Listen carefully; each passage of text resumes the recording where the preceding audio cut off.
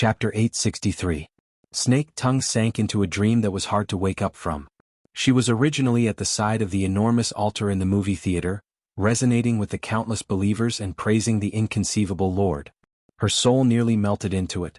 But she didn't know when it started, but she had already entered an even more absurd space. There was no process or transition, no sufficiently convincing logic. It truly was like a dream. But this dreamland was becoming more and more real. Snake Tongue seemed to have arrived at a battlefield filled with endless cannon fire. That's right, it was a battlefield. The logic of the dream was rapidly becoming complete, giving her an incomparably deep and conclusive impression. She had sunk into the center of the chaotic war zone. She was surrounded by impregnable fortresses. Rumbling war machines could be seen everywhere. Countless soldiers, wearing exoskeleton armors, operated fighter aircrafts, shuttles, and large-scale mechas. They were currently engaged in a selfless slaughter. As for their enemies, they were extraordinary life forms similar to mutants. Many of them were once elements of the movie theater in front of her. There were also some that were simply the giant bloody apes flying back and forth in the cloud world. The battle between the two sides was so intense that Snake Tongue couldn't avoid being drawn in. She couldn't even tell who was friend and who was foe. She was only driven by some unknown power. She confronted every threatening target that appeared in her surroundings and was killed. It was that simple. Snake Tongue's strength was too mediocre in this battlefield. The most frightening thing was that she couldn't keep up with the rhythm of the war. As a cursemancer, she wasn't used to this kind of chaotic, intense, and tornado-like killing situation. It was as if she had sunk into an enormous meat grinder. The gaps she could survive through were narrow and cramped. The slightest bit of carelessness would cause her to be crushed into meat paste. After the pain of death passed, she would be reborn in a different location on the same battlefield and once again sink into an endless battle. At first, Snake Tongue was at a loss. What was going on? What kind of logic was this? But later on, she was killed so many times that she didn't have any room to ponder. This was because even if it was a dream, the pain she felt at the moment of death was so real that it made one shiver. Beheading, piercing the heart, chopping the waist, dismembering the corpse, incinerating it, corroding it. In the meat grinder of the battlefield, the death that Snake Tongue had once abandoned her dignity and self to avoid came in different forms. There was only the strong and the weak. There was no way to avoid it. Even though the endless rebirths had partly reduced the horror between life and death, the instincts of life still made her try her best to avoid such an ending. She fought with other people and defeated the enemy, but it would not take long before she was killed again and had to experience a new way of death. Death might be like a dream, but the pain was accumulating. Perhaps when things reached an extreme, they would turn in the opposite direction. When people were too numb, they would eventually gain calmness. She didn't know how many times she died, but in a split second, Snake Tongue suddenly had an epiphany. At that time, when she was in a state of chaos between life and death, a beam of light pierced through her and made her whole body transparent. She shivered subconsciously. Then what she sensed was not only the noisy and bloody battlefield, but also a pair of cold and penetrating eyes. The eye was embedded in a corner of this dreamscape. It could even be said that the entire dreamscape was the embodiment of the eye. That's right. The eyes were coldly watching her struggle for her life, displaying everything she had learned and revealing every trump card she had. They were also watching how much her flesh and skin could withstand, and how she would collapse and decay. Just like that, Snake Tongue was seen through from inside out. Snake Tongue was no longer confused. It was Luo Nan. She didn't know when it started, but all the inconceivable things she encountered were inextricably linked to Luo Nan. And as long as she had this central axis, all logic would be straightened out. Snake Tongue suddenly understood her current role. A test subject tied to the table. She didn't have any strength to fight back. She could only watch as the cold boy reached over and cut open her clothes, skin, and all her barriers and defenses. The cruel battlefield was the operating table. Luo Nan used this method to strip her, dismember her, and dissect her. He took apart every inch of her flesh, every organ, every bone, and every nerve. He tested the process of them twisting, deforming, and falling apart under different conditions. Then he reassembled and reassembled them. He even smeared oil and waxed them. He preserved and maintained them. He waited for them to recover to their original state before throwing them into a new round of experiments. This was how Snake Tongue felt. She struggled and fought within this absurd dreamland. But in the more realistic dimension, she just let Luo Nan do as he pleased. She didn't have the strength to fight back. Luo Nan used this method to understand the limits of her fleshly body, the limits of her mind, and some details that even she herself didn't know about. The sudden realization was unable to alleviate any of the pain. Instead, it made her feel even more despair because of the clarity. Snake Tongue didn't know how long this experience would last. She was going to collapse.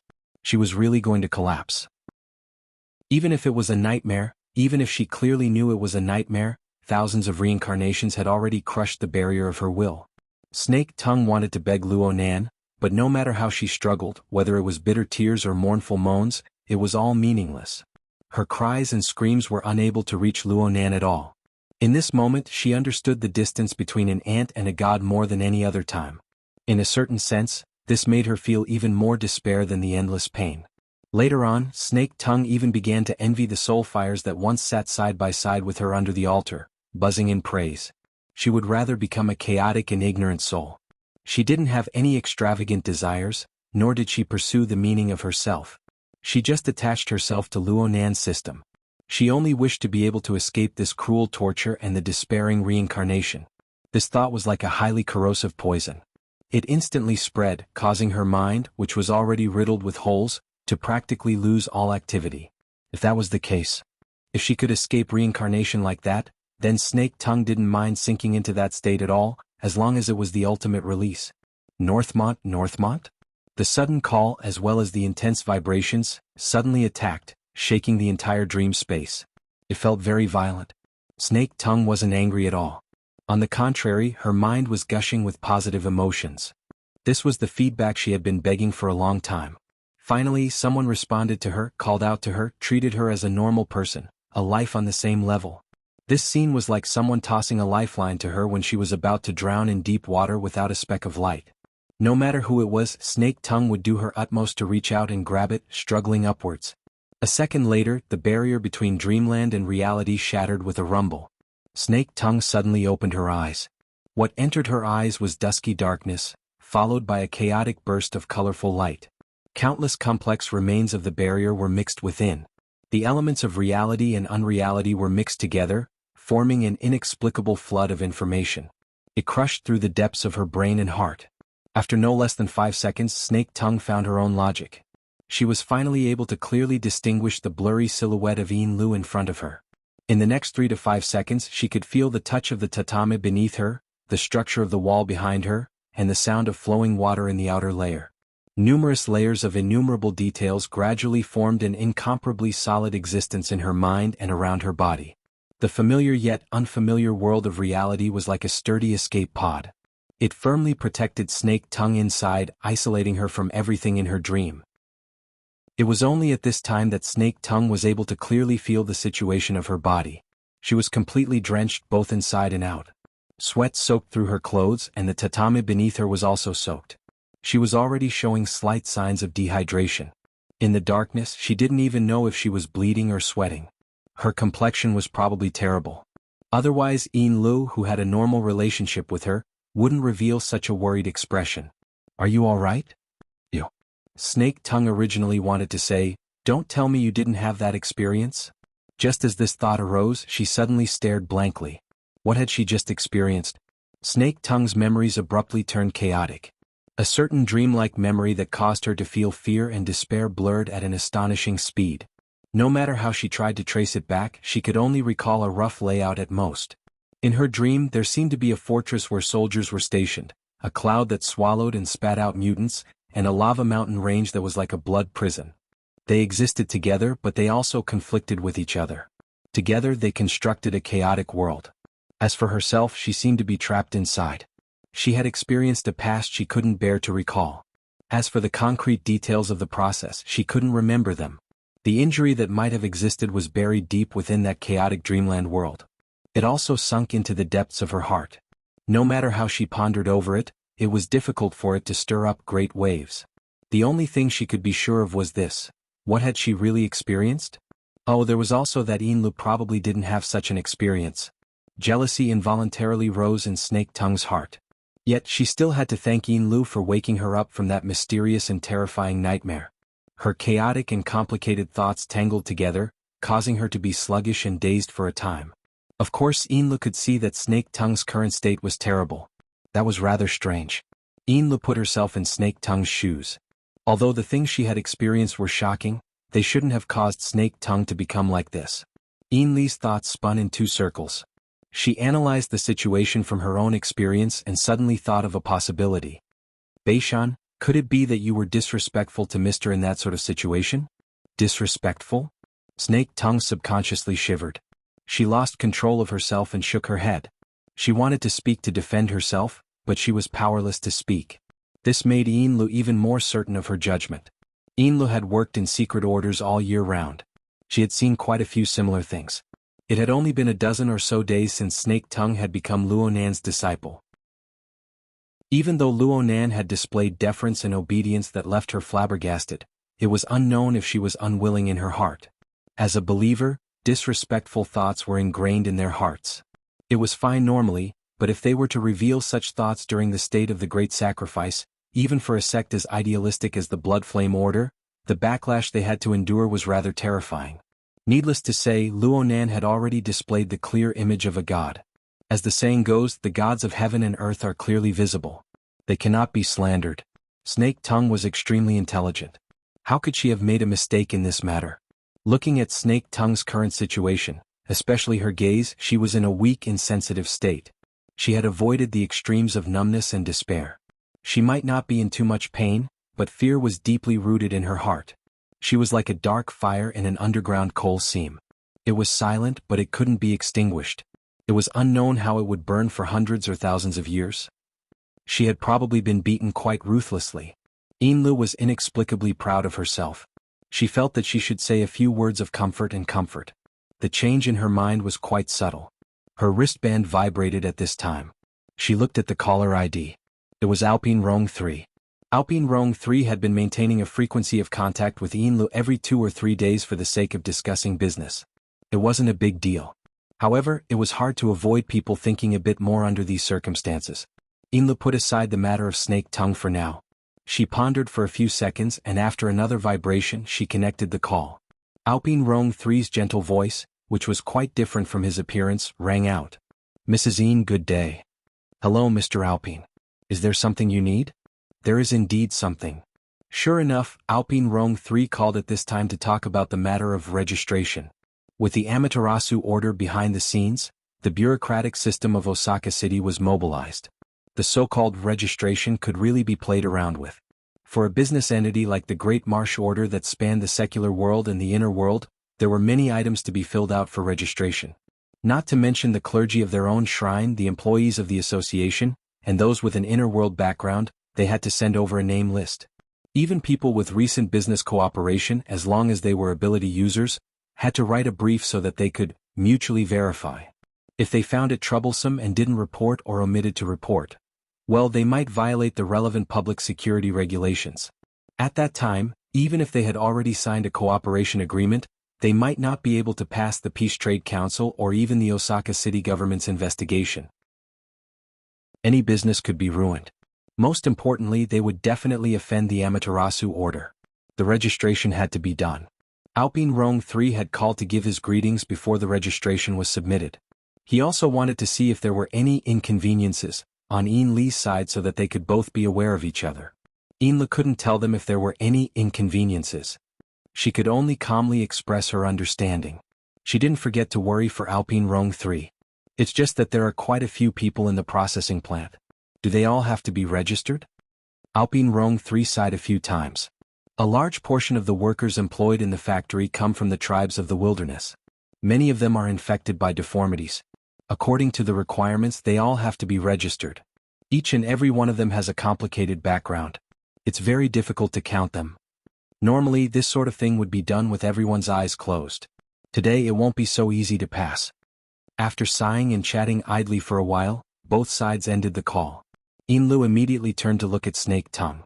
Not too good. It sounds like Old Hand and the Hungduan tribe have run into some trouble. Alpine Rong 3 could have warned them, hinted at them, or apologized in advance. In short, they had definitely run into some trouble that was difficult to resolve. After a few minutes of buffering, Snake Tongue's spirit was a bit better. Although it was still hard to conceal her weakness, her brain could finally spin. Next door, that operation team. They've always been very interested in Old Hand and the others. As she was analyzing, Yin Li's wristband vibrated again. This time it was an unfamiliar number. Through AI matching, it showed that it was the office number of the Ability User Association's Saka City branch. Yinlu furrowed her brows. She connected the call again, but this time she asked despite knowing the answer. "Who is this?"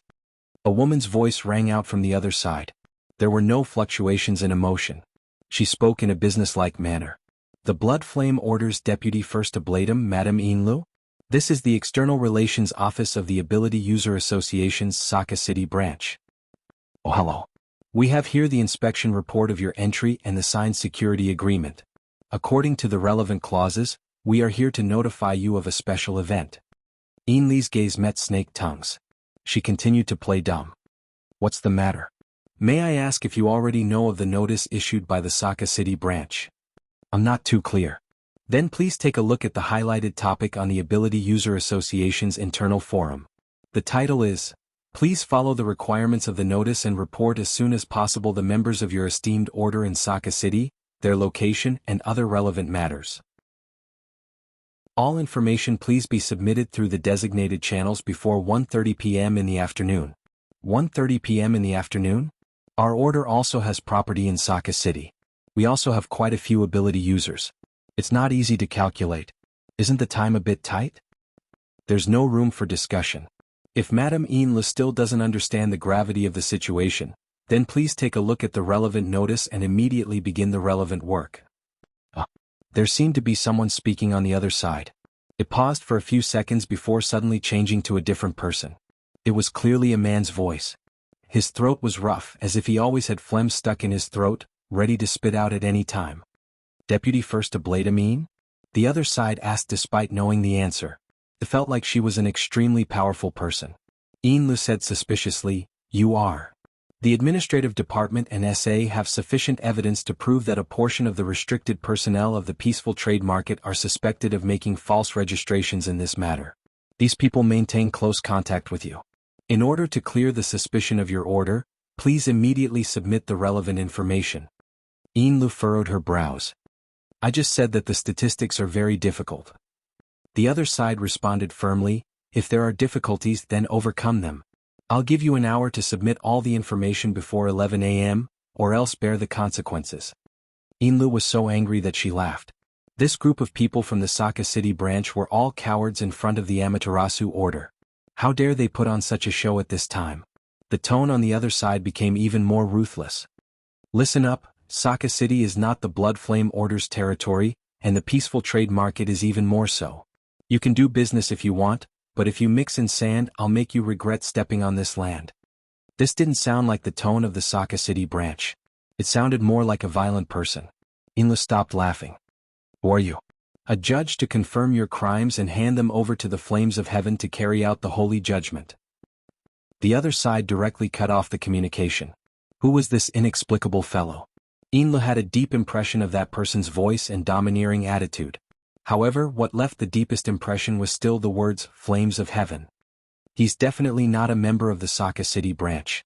He should be someone from the Amaterasu order. That's not the case. Snake Tongue said in a low voice from the corner. From his tone, he should be an important figure in the Heaven faction. He's most likely the leader, Gota Masayoshi. Gota Masayoshi. Upon receiving Snake Tongue's reminder, a certain piece of information hidden deep in the corner of Yinli's memory was activated. Should it be said that it reverberated like thunder? Everyone knew that the true god and pope of the Amaterasu order were admittedly famous extraordinary experts under the heavens. They also had a group of top-notch talents under them such as Fatty Dragon, one of the 3 heroes of the secret order. But compared to the other 2 great orders and even the majority of the famous secret orders in the world, the Amaterasu order's organizational structure and efficiency were really mediocre. Even in Saka City, the Amaterasu order didn't penetrate too deeply into the various industries of Saka City. They only cast the ominous name of the extraordinary as a shadow in the hearts of others and spread it when necessary. Under these circumstances, the large and small orders in Saka City possessed the conditions to grow unrestrainedly. This resulted in Saka City being known as the City of 10,000 Gods. Of course, everyone now knew that this was nothing more than the leek planting techniques of the true god and pope. After one crop was cut, another crop would grow. However, it was an indisputable fact that their organization was weak.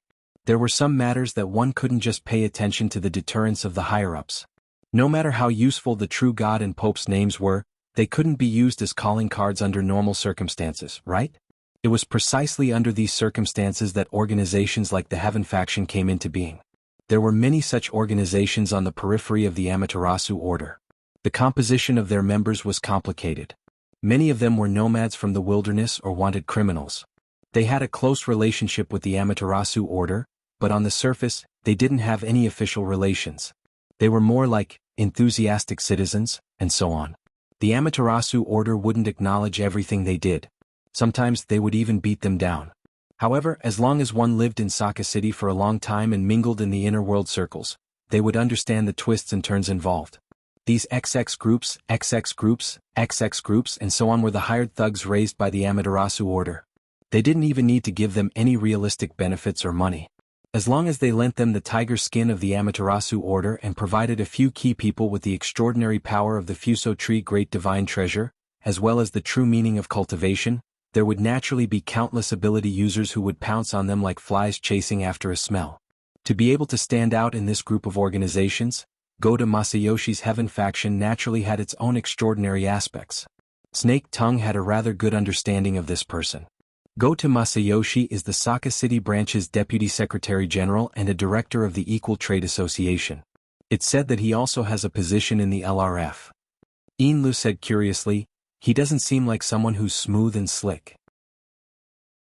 Of course, he's more like a mad dog that can't be provoked. Currently, the leash is in the hands of the Amaterasu Order. Without a doubt, this was a vicious dog raised by the Amaterasu Order. It was a knife in the hands of the Pope and the true gods, the kind that could be thrown away at any time. Even Goto Masayoshi himself should understand this point. However, this was a guy who was deeply addicted to gambling. He used the time in the hands of the Pope and the true gods to put on enough tiger skin for himself. He also possessed the corresponding strength and status. It was this kind of guy. Once he set his mouth, he wouldn't let go until he tore his target to shreds.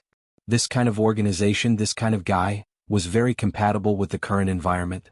They turned the absolute superiority of the Amaterasu Order in Saka City into a substantial threat that was pressed against everyone's throat. Inlu could almost hear the snoring sound coming from the throat of the vicious dog. She already had a headache before they even started fighting. In such a short period of time, Inlu also couldn't think of a suitable solution. At this time, an internal communication call came in. It was from Captain Kurwashi on the front deck. As Inli's most capable subordinate in Saka City, this senior retired officer reported with some worry, the authority of the yacht has been cut off. If we can't get the follow-up permission from SA, the yacht can't even drive out of the passenger terminal. As an ability user, no one expected to rely on a yacht to do anything. However, this was undoubtedly a warning and a very impolite one at that. Inli's face sank. She seriously thought for a few minutes. Finally, she decided to call Ryoso Okuhira again to understand the situation. In fact, she wanted to call the veteran directly. However, the status of the two sides was still a bit unequal. No matter what happened to the veteran, if they were caught talking to each other, it would be hard to avoid suspicion that they paid more attention to the veteran, although this was the truth. Inla didn't want to provide Goto Masayoshi with a bargaining chip to threaten him. The call to Ryoso Okuhira didn't go through immediately. However, 30 seconds later, the other side sent back a video call request. Inla felt a bit strange. However, she still chose to accept it. Of course, before that, she didn't forget to turn on the lights in the living room. Mr. Okuhira. Just now, Inlu forcefully swallowed back the words she wanted to say. Because in the projection screen, not only did the ugly but familiar face of Ryoso Okuhira appear, there was also a man who was almost 2 times thinner. His skin was deathly pale like a skeleton. This guy who looked like a drug addict maintained a rather intimate distance from Ryoso Okuhira. He grinned and said, Ms. Inlu, right? Unfortunately, I caught evidence again. You secretly colluded with your business partner to confess. Don't explain. I gave you an hour. In the end, you did these meaningless things. This is disrespect to me. She didn't need to look at this face. Just by listening to the greasy throat that seemed to be filled with phlegm, Inlu knew who the person in front of her was. The mad dog with many layers of tiger skin, Goto Masayoshi. The real contact, Ryoso Okuhira, expressionlessly stood at the side. He didn't give Inlu any hint. Or it could be said that his iron-like face was the most obvious hint. Goto Masayoshi grinned a bit more. Ms. Lu, you really are a beauty. This makes my mood a lot better. I don't mean to be disrespectful. I'm just stating the truth. Otherwise I wouldn't even say a word more. The inspection of the factory is about to be over. After solving the matter of the day's processing factory, I will continue to communicate with you. I hope that at that time, you can give me the name list of the relevant personnel. Otherwise I will have another explanation. Lu coldly stared at Goto Masayoshi. She had already labeled him as a scum of society in her heart. However, this guy's background was really strong. Speaking up to hear, Goto Masayoshi suddenly turned his face and looked outside the projection screen. That lady, please wait. Ryoso Okuhira spoke for the first time. Mr. Goto, this is the technical director of our factory. Chapter 864. The veteran held a Nyogue's rib and placed it in front of him, observing the curve of the bone after deep processing. The laser ruler of the auxiliary instrument drew one node after another on the surface of the pale yellow bone, and marked the errors down to the micron. As usual, he patrolled the workshop and acted as a quality inspector, spot-checking at any time. His standards were strict, almost harsh. This one is useless. Since it was useless, the veteran was no longer careful. He held the end of the Nyogue's rib with one hand and felt that it was quite comfortable. He exerted strength in his wrist and used the rib as a pointer, whipping the workbench. Last night, because of your crude skills, I almost lost my face in front of Mr. Imo. His design, his process, all he needs is your skills. If you can't even do this well, even if you have the face to accept work, I don't have the face to send myself there. Around him, the workshop workers were relatively stable. Most of them kept their mouths shut and kept quiet. No one said anything. However, the overall environment of the workshop was still relatively noisy.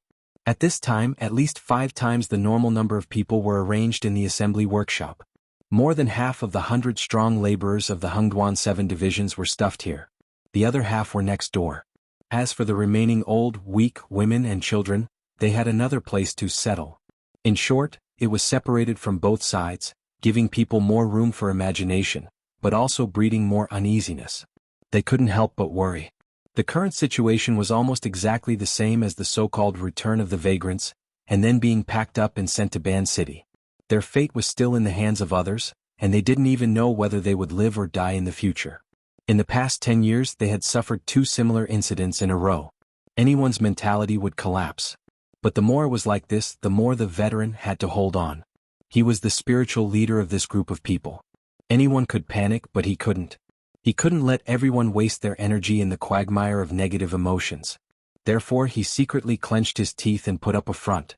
He put on a posture of not panicking in the face of danger, and everything was under control. He worked hard to let the younger generation around him come into contact with more familiar scenes and avoid the imagination combination of negative emotions. At present, the effect was limited, but he still had to bite the bullet and do it. He reprimanded his apprentices with vigor. Everyone in this workshop, go back to your workstations. Those who are not involved, move aside. Today, no matter what, 20 sets of rough materials must be delivered to me. You can't even do this kind of rough work. Why should they praise you? Perhaps it was because his words had given them some room for imagination. Someone asked, "Teacher, that Mr. Imo? Can you help us deal with this?" Old Hand's eyes widened. What is it? What business do we have? A group of people has already come to this point. What more do you want to do? As he spoke, he unceremoniously whipped his little disciple's shoulder with the rib whip, causing the young man's neck to twist and cry out in pain. The veteran maintained his vigorous voice and pointed at the stupid disciple who had rashly stuck out his head and scolded, "We, a bunch of people, have traveled from the Hungduan mountains to this damned place. We have been exiled for more than 3,000 miles, haven't we? Did the Star Alliance Committee give a reason? No. No reason is the biggest reason. With this reason, any crime is no longer a reason. As long as the momentum was strong enough, even if the logic was twisted, it would still have the effect of stimulating the brain." The more the veteran spoke, the more confident he became. As long as you don't kill people, commit arson, rob, control your lower body, and don't do those outrageous things, what are you afraid of some groundless crime? Our identity is just a stick in the hands of others, helping to beat the gongs and drums to create momentum. We just need to be stained with mud and bear some crime. We don't need to worry about lice, so what the hell is there to be afraid of? Teacher is right, stop hitting, stop hitting. The talkative disciple's neck was about to twist, but his pleas for mercy were much louder. Old Han knew when to stop. In fact, he knew very well that these words were extreme and biased, but it was what the group of vagrant children around him were most willing to listen to. This group of young people had already gotten used to using similar methods to hypnotize and numb themselves. They were used to lying at the bottom of the sinkhole and looking up.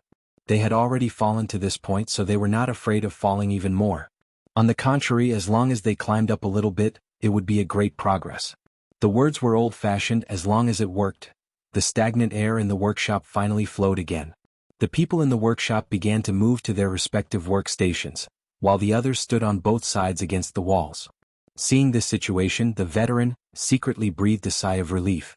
But before he could completely exhale, the side door leading to the observation passage opened, and someone staggered in.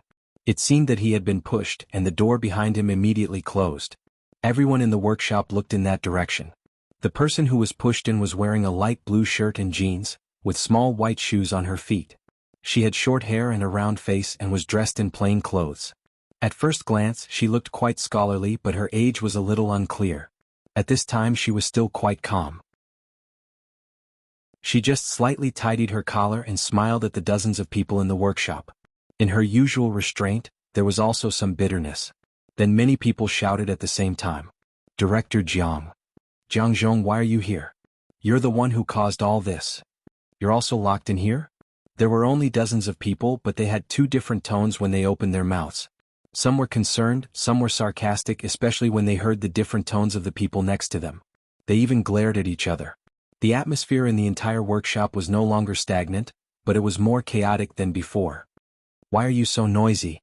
Don't you think it's embarrassing enough?" The veteran forcefully swung the pointer, forcefully suppressing the crowd, and at the same time he separated the crowd and went over there. In fact, he was a little surprised. Jiang Zhong, the technical director of the day's processing factory, the leader of Songping Laboratory, and also their closest collaborator during this period of time, appeared in front of him. Looking at his posture, it was clear that he was also locked in here. The situation was worse than they had expected. At this time the veteran felt something. He turned his head and looked through the observation window on the outer wall of the workshop, just in time to see a few figures appear over there. Among them were Aohira and Rong San, but the most conspicuous one was the drug addict, who had previously ordered the arrest. At this moment, the thoughts in the veteran's mind changed again and again. Finally, he temporarily changed his route and strode to the observation window. The rib pointer directly hit it and the glass window buzzed. "Aohira and Rong San, the business can't be done and you still want to use underhanded methods? What are you planning by getting involved with this union's parasite?" If it wasn't for the glass window blocking, the rib pointer would have directly hit Aohira and Rong San's face. In fact, the veteran wanted to hit the drug addict next to him. But he didn't dare, he really didn't dare. Aohira and Rong San weren't soft-hearted, but at least they were reasonable and operated the factory according to the rules. But the drug addict next to him was willing to do anything. The veteran called him the Union Worm, because he was the vice president of the Ping Trade Market Labor Union. This was the most inconspicuous title among more than 10 big and small titles. Even this didn't bring him a good reputation. The veteran also dared to call him a worm, because of his identity as a union member. His heart was a little nervous, but if he didn't do this, how could he shift the focus? Goto Masayoshi didn't have any reaction to the veteran's rebuke. His skinny face maintained a faint smile. He didn't say anything and directly turned around to leave. His temper was unbelievably good. Aohira and Rong San also left. From start to finish, his face was like black iron, frighteningly gloomy, but he didn't say anything. A rat in the gutter. The veteran spat resentfully. Of course he wasn't talking about Aohira and Rong San. He also knew that to these commoners, Goto Masayoshi wasn't a rat, but a giant crocodile. Although he was hiding in the gutter, he relied on his strong background to dig out countless benefits from the dirty water, raising his body to be fat and terrifying. At this time, the veteran actually hoped that this incident was only Aohira and Rong San's underhanded methods. That way the situation would be simpler. But this was destined to be wishful thinking. Since Jiang Zhong walked in, the veteran knew that the situation was most likely not going to be good.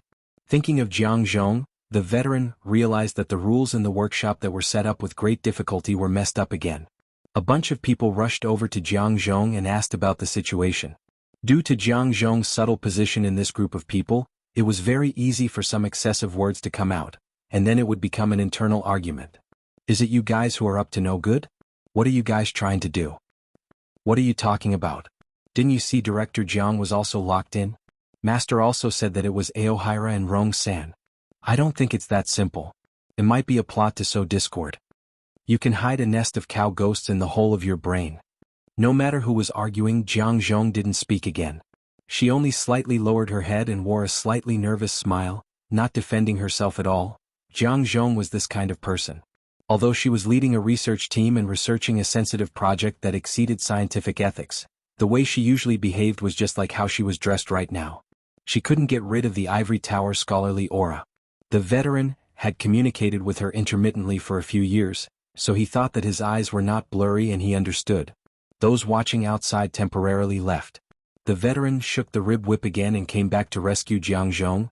Is this how you work during working hours? The scene was a little chaotic after all. Someone even talked back, today is Sunday. Then a series of complaints exploded. Even if there are 3 shifts, I still have a day off today. I didn't brush my teeth or wash my face and I was carried here. Today is Mother's Day. I don't know where my mother is. Fortunately, the prestige of the veteran was considerable. The people were just saying it to vent the shock brought about by the series of unforeseen events. After the old man waved his whip a few times, the crowd slowly dispersed.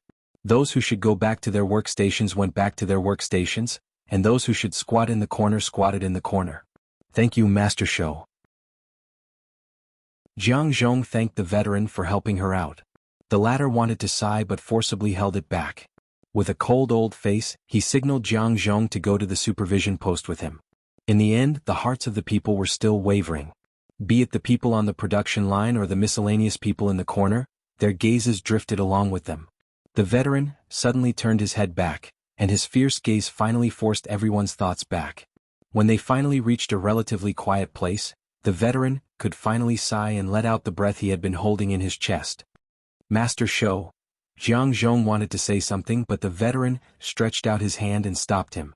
All right, don't mention anything. I just wanted to come here to catch my breath.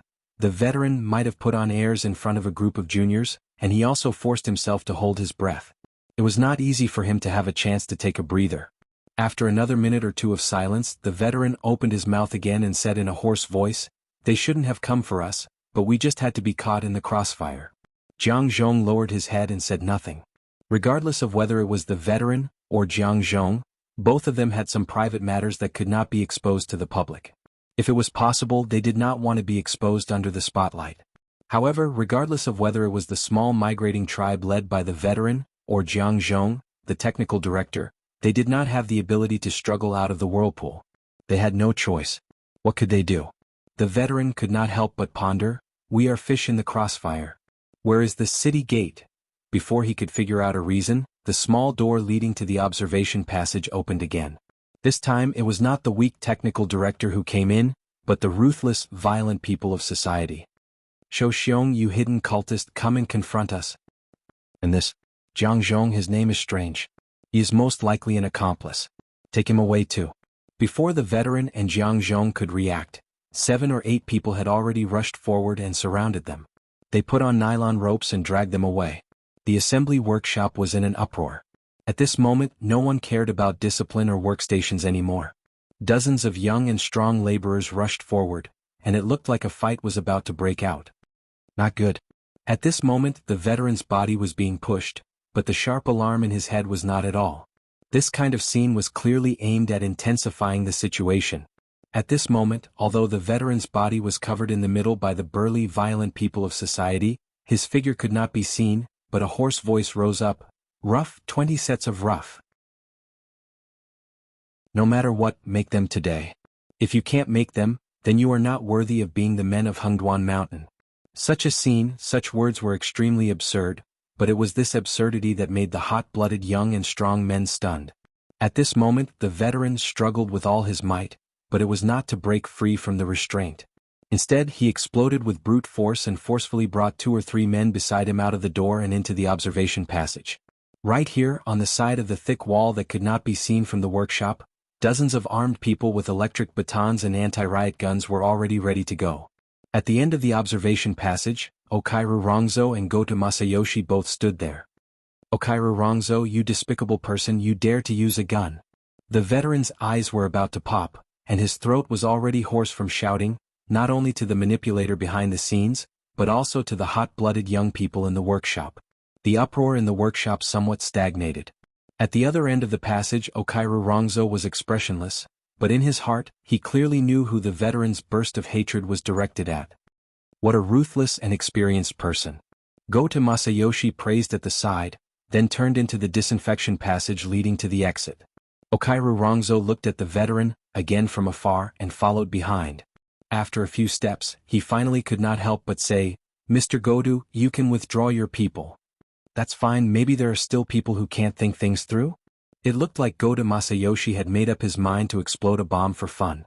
Okairu Rongzo even wanted to bring out the boldness of the Vanguard captain back then, and smash a fist into the back of this guy's head, but in the end he still clenched his teeth and endured and followed up.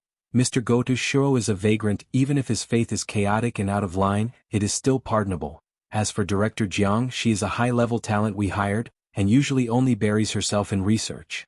Goto Masayoshi suddenly stopped, turned around and wiped away the light and shadows of the passage on his face. Mr. Okairu, as far as I know, President Matsudaira has always been famous for being good at management. There is no one in Osaka who doesn't admire his way of management. But here, the daily management is really worrying, especially the human resources. Don't forget, I am the vice president of the labor union, and a director of the Labor Safety Inspectors Association. I have the responsibility and also the obligation to inquire about this matter with your side, and report the results of the inquiry to the relevant parties. So, I hope you can give me a satisfactory answer and not this kind of meaningless argument.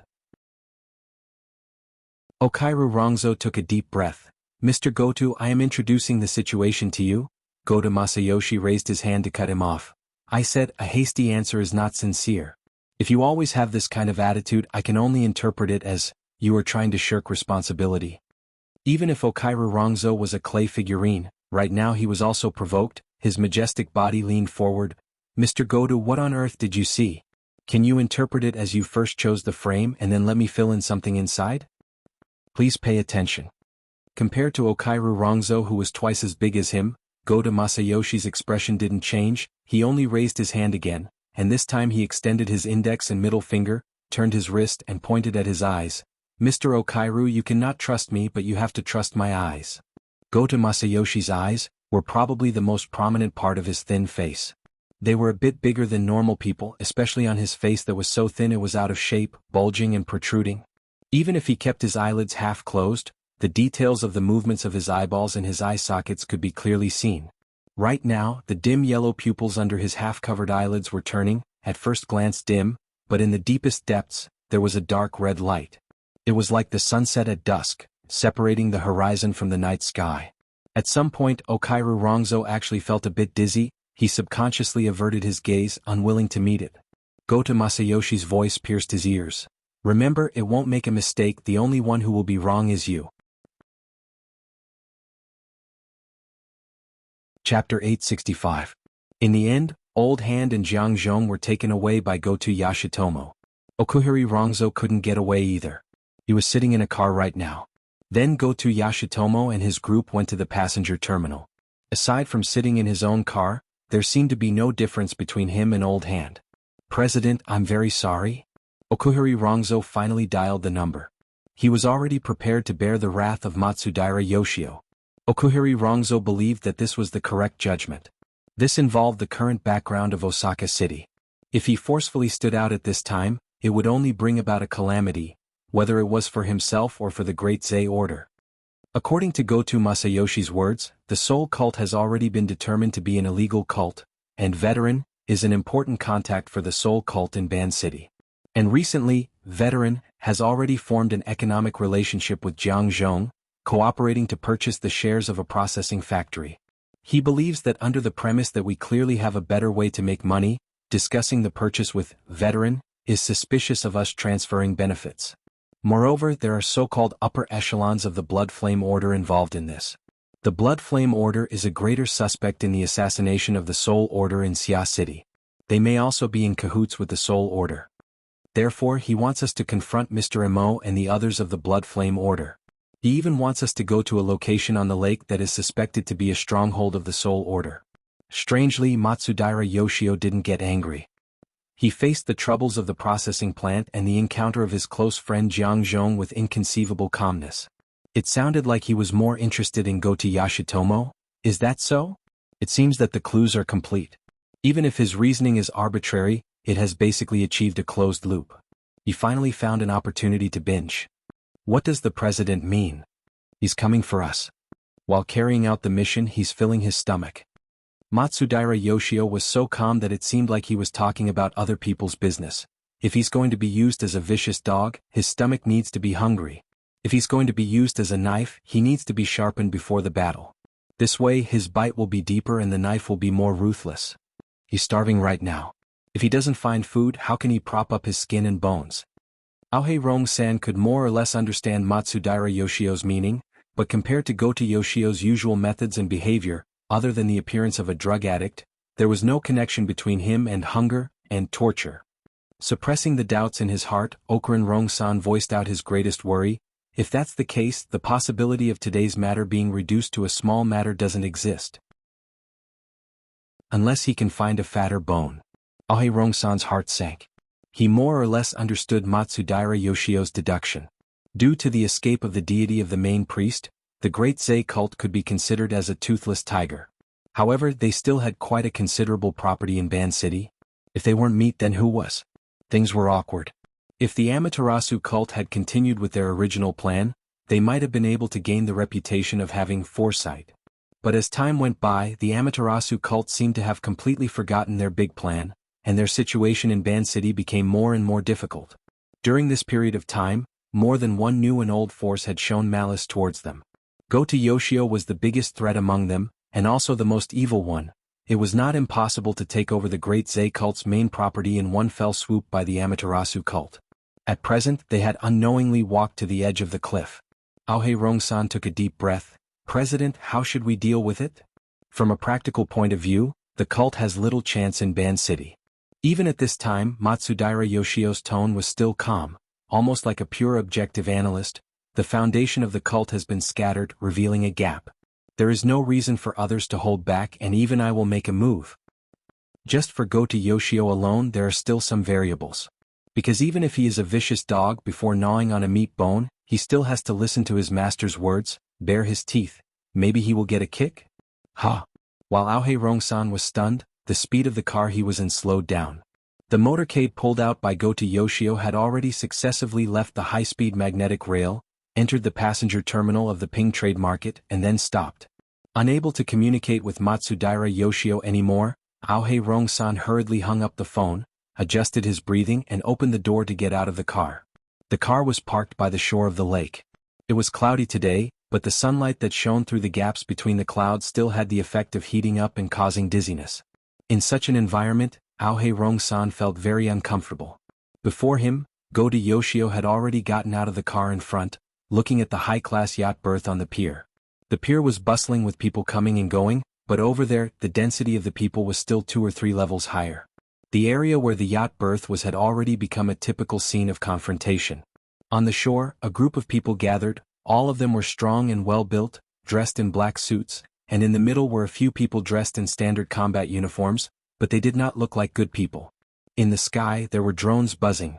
On the lake near the shore, there were 3 to 5 speedboats roaring back and forth. Sea, land, and air attacked, and the center of focus was the yacht on the shore. As for the yacht, near the shore, more than 10 strong sailors stood in a row, their backs against the almost 10-meter-high hull, and their momentum was not inferior. This scene seemed to be rounding up some criminal, but it seemed to make sense to change the position. Aohei Rong-san of course knew the background of both sides. Not to mention the group of people on the shore, some of the important figures in the Heavenly Council still had a lot of opportunities to show their faces in the peaceful trade market and even in Ban City.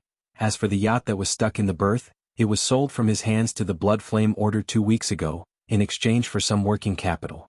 Now, even the name on the paint on the side of the yacht had not changed. Goto Yoshio's eyelids drooped, half covering his protruding eyes, and sighed with emotion. People now are not like in the past, they all have to hit their heads and bleed before admitting to their debts. Aohei Rong-san really wanted to tell him that if people in this world were like meat and bones, Then what was the meaning of the Heavenly Council? Thinking about this, Go to Yoshio understood this logic better than anyone, so he just sighed with emotion and waited for someone. Go to Yoshio? A somewhat stiff tone sounded from the side of the parking space. A dark-faced man in a standard combat suit strode over. Compared to the violent people in the distant confrontation area, he had the same sturdy physique and the same combat suit. When this man wore it, he looked quite formal, but no one knew where he came from. Go to Yoshio did not get angry because of the other party's impolite way of addressing him. Instead, the smile on his thin face became clearer. Captain Jimmy?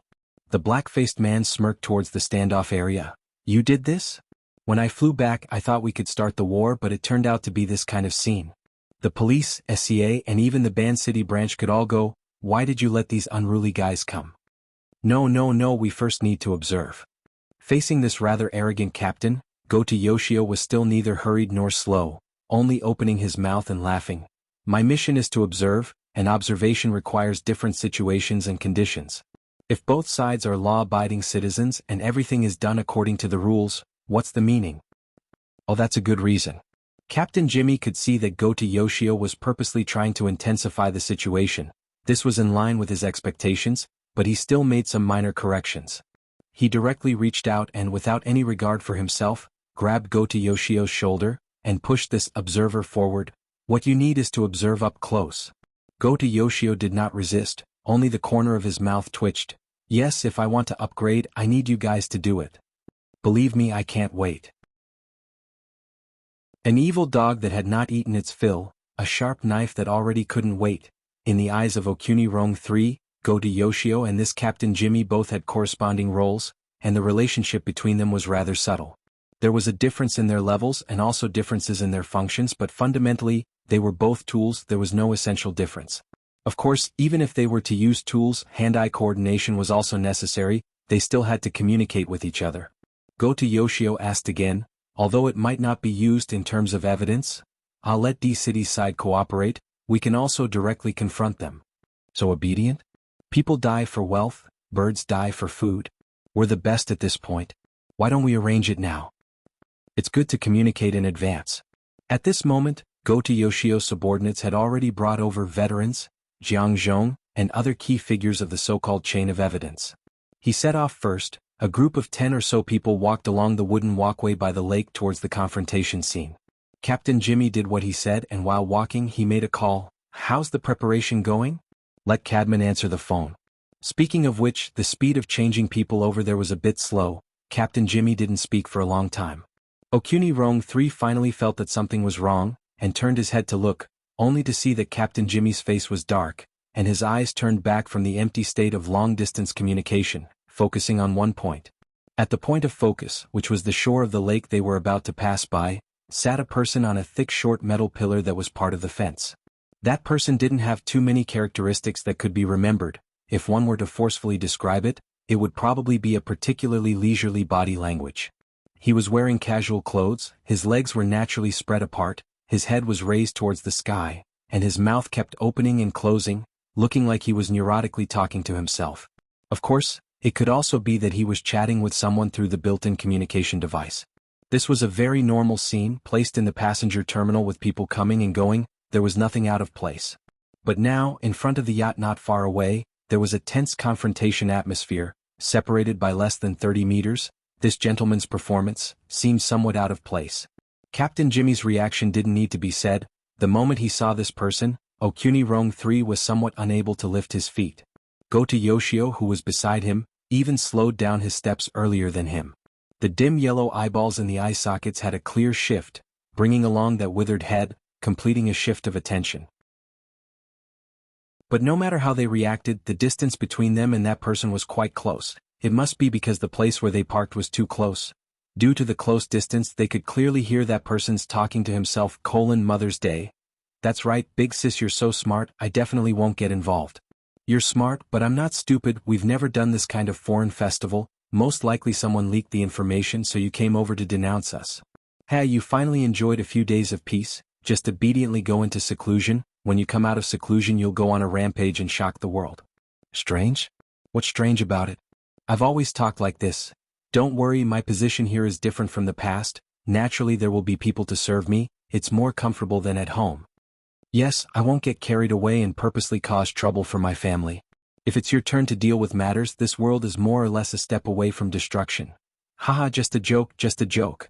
That man used a normal speed to chat and laugh, but it made Goto Yoshio's group unconsciously slow down their steps. In the end they were still unable to maintain their natural posture.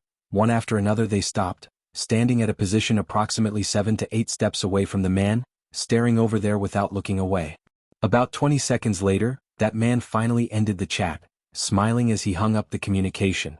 And also at this time he seemed to have finally discovered the abnormal attention over here. Slightly turning his face, he also cast his gaze over, meeting face to face with this side. Aohei Rong-san had long recognized who it was, subconsciously wanting to greet him, but for some reason, the words were stuck at the tip of his tongue. It was close to noon due to the thick layer of fish scale clouds in the sky. Even if the sunlight passed through, it was not considered hot, especially with the slightly moist air from the lake surface. Under the pressure difference between the land and water, it could be considered to be very comfortable. But at this moment, the gentle breeze that brushed against their faces had clearly turned into a layer of invisible and heavy curtain. Perhaps it was even soaked with water as it blew over and fiercely pasted on their faces, sealing their mouths, noses, and even their orifices. Even their pores were sealed, isolating them from the inside and outside. For a moment they actually felt as if they were suffocating, spreading from their brains and hearts. For a moment the group of people's mouths and noses were interrupted. As for the rest, nothing happened after that, only the gentle breeze with the water vapor on the Beishan Lake, neutralizing the heat of the noon sun, fresh and pleasant. At this time, the veteran who was caught in the crowd finally saw the person on the shore of the lake. For a moment he still couldn't believe it, but that person turned his gaze, smiled slightly and greeted him. Master Sho. In the heart of the veteran, the emotions of hesitation and surprise pushed back and forth. A voice came up to his throat and he blurted out, "Oh, Mr. Imo." The man smiled again. "Those things I want, I hope they don't delay the work. In the factory they are still working." The veteran clearly knew that the atmosphere at the moment was delicate and tense, like a pile of gunpowder that was constantly being compacted and could explode at any time. But his sharp temper, which had been honed in the wilderness for decades, also came out at this time. "We don't have anything that's fake. It's all hammered out, so it's definitely real." "That's good, I'm counting on it." Chatting with the veteran as if there was no one else around, under the gaze of many people, Mr. Mo's gaze again turned to Jianghu in the crowd, stopped for a few seconds, then lowered his head again and beat his thigh as if to get rid of the invisible fatigue. Also at this time, there was a sudden commotion at the confrontation scene not far away. Over there, the densely packed group of violent people suddenly opened a gap, as if someone came out. But in the end, what passed through the gap of the crowd was only an empty electric wheelchair. From the analysis of the gradually approaching noise, the electric motor of the wheelchair seemed to be not working. Only God knows where it came from. Along the way, the aggressive members of the Heavenly Council looked at this thing pass by like idiots, and not a single one of them reached out to stop it. A few seconds later, the electric wheelchair that had already lost half of its functions obediently stopped next to Mr. Imo. The latter slowly stood up, leisurely moved up, and then adjusted his sitting position before letting out a long breath. His gaze moved to Goto Masayoshi's face, and met with his dim yellow pupils. The swelling of Goto Masayoshi's eyeballs was even more obvious. The pupils did not move, but there were layers of dark light, intersecting and blending in the depths. Mr. Imo blinked and praised, "Your eyes are not bad. I feel that they are even better than mine." That tone of voice was like meeting an acquaintance on the road, asking where he bought the sharp goods on him and how much it cost. And also while speaking in front of Mr. Mo's left eye, a monocle appeared out of thin air, floating in front of the eye socket, reflecting the sunlight, covering half of the pupil's color. Chapter 866. When Mr. Imo started to greet his acquaintances, Captain Jimmy moved back and let Goto Masayoshi stand at the forefront. He himself issued a series of orders through the deep blue platform. Over at Ban City, a few orders were quickly executed, but the communication that had been made thousands of kilometers away still hadn't reached the most important person. Captain Jimmy was a little annoyed. "You're still giving the witness lunchtime?" Over at T-City, Hood, who was also a captain, laughed. "Sorry, he's a greedy hyena. Once he smells blood and flesh, he always wants to take a few more bites. This is his old nest and he always forms groups. How annoying." Now that the negotiation of the agreement is coming to an end, We want to wait for him to sign before connecting the call to prevent new situations. Sign, huh? Do we need to find a lawyer for him? Prepare yourself, and there are two of them. The other ability user associations and veterans associations have about a squad of witnesses. You said you wanted to make it an ironclad case. Jimmy was speechless. He admitted that he had originally set up this line to cause trouble for the nominal supervisor, Bai Xinyan, so he had taken a more righteous path. But now the situation had changed. Listen, Hood, don't talk nonsense now. I just want to know how long it will take to sign. Be more precise. Oh, let me calculate. Probably soon? If he talks as much nonsense as you when testifying, I swear I'll slit his throat. I can do it for you. I've had enough of him these few days anyway. The two captains reached an agreement from thousands of kilometers away. Captain Jimmy then passed the information to Goto Masayoshi through the preset channel. The latter didn't respond, as if he was focusing all his energy on communicating with Mr. Mo. Goto Masayoshi's eyes were still locked with Mr. Mo's monocle. The thin skin on his skeletal face trembled slightly as he maintained his chatting posture. Your monocle is also not bad. It's formed directly from water molecules, right? As far as I know, the only thing in the world that can directly form molecular structures is the dripping sword. To be precise, it's the condensation ring. The secret skill that Her Majesty Empress Wu released in the headquarters RT-8313 Mission Attachment 2 is indeed the dripping sword, but there are 6 basic structures hidden in it. The only one that truly has the effect of mobilizing water molecules is the condensation ring, which is also the most valuable one. The topic suddenly changed. Regarding this, the different observers at the northern mountain lake and even further away all had their own judgments. Mr. Mo? The inner world has never heard of any Mr. Mo. On the private airship, an efficient monitoring system was transmitting the situation of the lakeside to them at the same time. There were only a few spectators, but they were all very important. After returning to Osaka, the sickly Tamagawa Aishuk unconsciously straightened his back. He was very interested in this character. Of course, part of the reason he had suddenly roused his spirits was that the Pope had already cut off communications and had not yet suppressed him. The condensation ring, Mr. Mo? The connection between these two isn't clear. He looks like a good teacher. Tamagawa Aishuk stared at the monitor screen, watching the two people discussing the condensation ring. The more he listened, the weirder he felt. 10 seconds later, he shifted his gaze to Bai Xinyan's face. Who is he talking to? Bai Xinyan sat on the armrest of the sofa and tilted her head to look at the private projection area. It was showing a conference room in T-City, thousands of kilometers away. She and Tamagawa Aishuk were looking in a completely different direction, so it took her 5 seconds to respond. Go to Yoshi to a certain extent. That should be the right way to put it. I'm talking about just now. That old man, you have information on him. Shoshyong, nicknamed Old Hand, the one he was talking to himself. Tamagawa Aishuk's face turned green, and his voice became sharper. Bai Xinyan spread out her hands. How can I guess that? Tamagawa Aishuk quickly controlled his emotions. His eyes became sharper, and there was even suspicion in them. Don't you have any ideas? You can tell me if you have any ideas. Bai Xinyan pushed the question back. Tamagawa Aishuk stared at Bai Xinyan. He cracked a smile, but his teeth were still clenched. There are only 2 ideas. One is to find a woman who is qualified to be his sister, in the blood flame order according to the character setting of this Mr. M. Bai Xinyan responded casually, but her gaze was still on the private projection area. In the conference room in T-City, the 2 rows of negotiators had already started shaking hands, as if they were having a formal business negotiation. Actually, there was no difference. Tamagawa Aishuk's face turned red again, and he unconsciously raised his voice. The other one is to expand the scope a little, and search for people that we know and don't know, people who have a sister in the inner world. Oh, that's a lot more troublesome. It's just a screening condition. Tamagawa Aishuk's fingers twitched as if he was really going to give the order. His eyes were still glued to Bai Xinyan's face, and he continued to ask, it would be best if the 2 directions work together, but if there is only one condition, which one will you choose? Bai Xinyan looked back and smiled.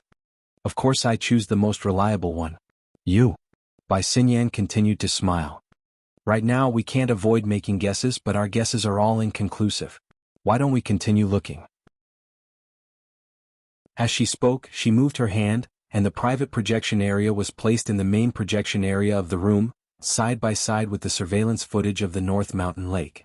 Look, although the two sides are still minding their own business at the moment at a deeper level, there are already undercurrents flowing, and we're just waiting to break that information barrier.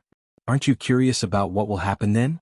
Tamagawa Aishuk was very annoyed by Xinyan's beating around the bush. What's the point of finding a witness to identify him? Whether the identity of Mr. Mo is real or not, whether his relationship with the Blood Flame Order is shallow or deep, who cares?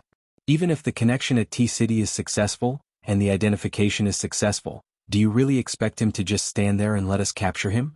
Instead of playing this kind of detective game, why don't you let your team of subordinates directly take action, and go to Masayoshi will be able to see more things.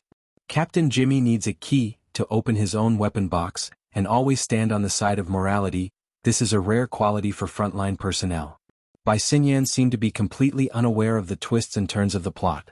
She displayed the bearing of a superior but quickly changed the topic. Mr. Yuchuan, is it really okay for you to make your contempt for the Blood Flame Order so obvious? Tamagawa Aishuk sneered. Stray dogs, rootless duckweed, even if I want to pay attention to them, it depends on whether they can handle it. Xinyan was not in the position to defend the Blood Flame Order, she only shrugged. We still have to respect the judgment of the frontline personnel. Even if there really is a problem, this is not an intercontinental airship, and the distance is so close. Are you afraid that we won't be able to react in time?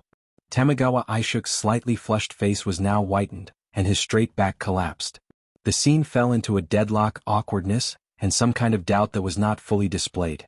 Under such an atmosphere, there was finally a change at the passenger terminal. Goto Masayoshi broke away from the strange state of looking at the monocle and chatting around the condensation ring, and entered the main topic. Mr. Imo of the Blood Flame Order? You can call me that. What's your full name? Position in the Blood Flame Order?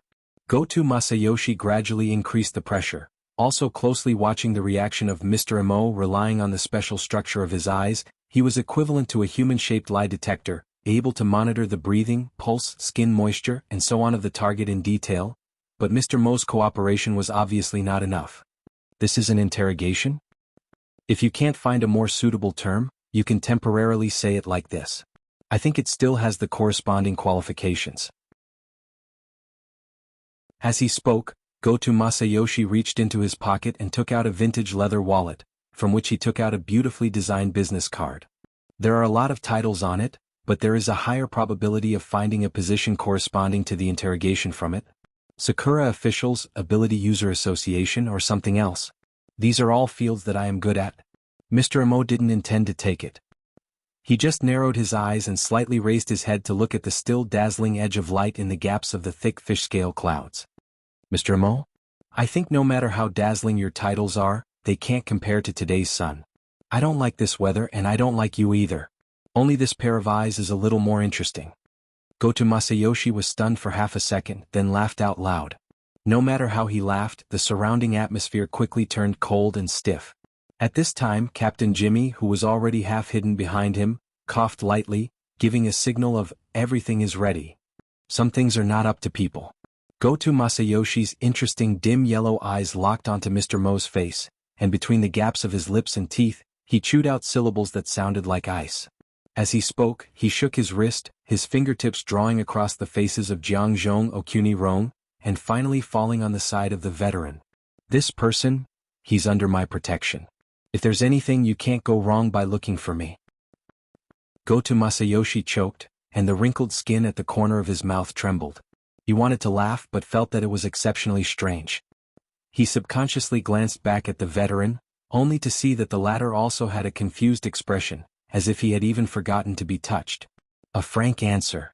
Although it was somewhat unexpected, Goto Masayoshi still quickly calmed himself down. His dim yellow eyeballs slightly shifted in his eye sockets, focusing on Mr. Mo's face again. Then you're admitting your connection with the Soul Cult? Mr. Mo sighed. So you admit that the Blood Flame Order and the Soul Order are colluding? Damn you. This is the most despicable slander. A shout suddenly sounded on the dock.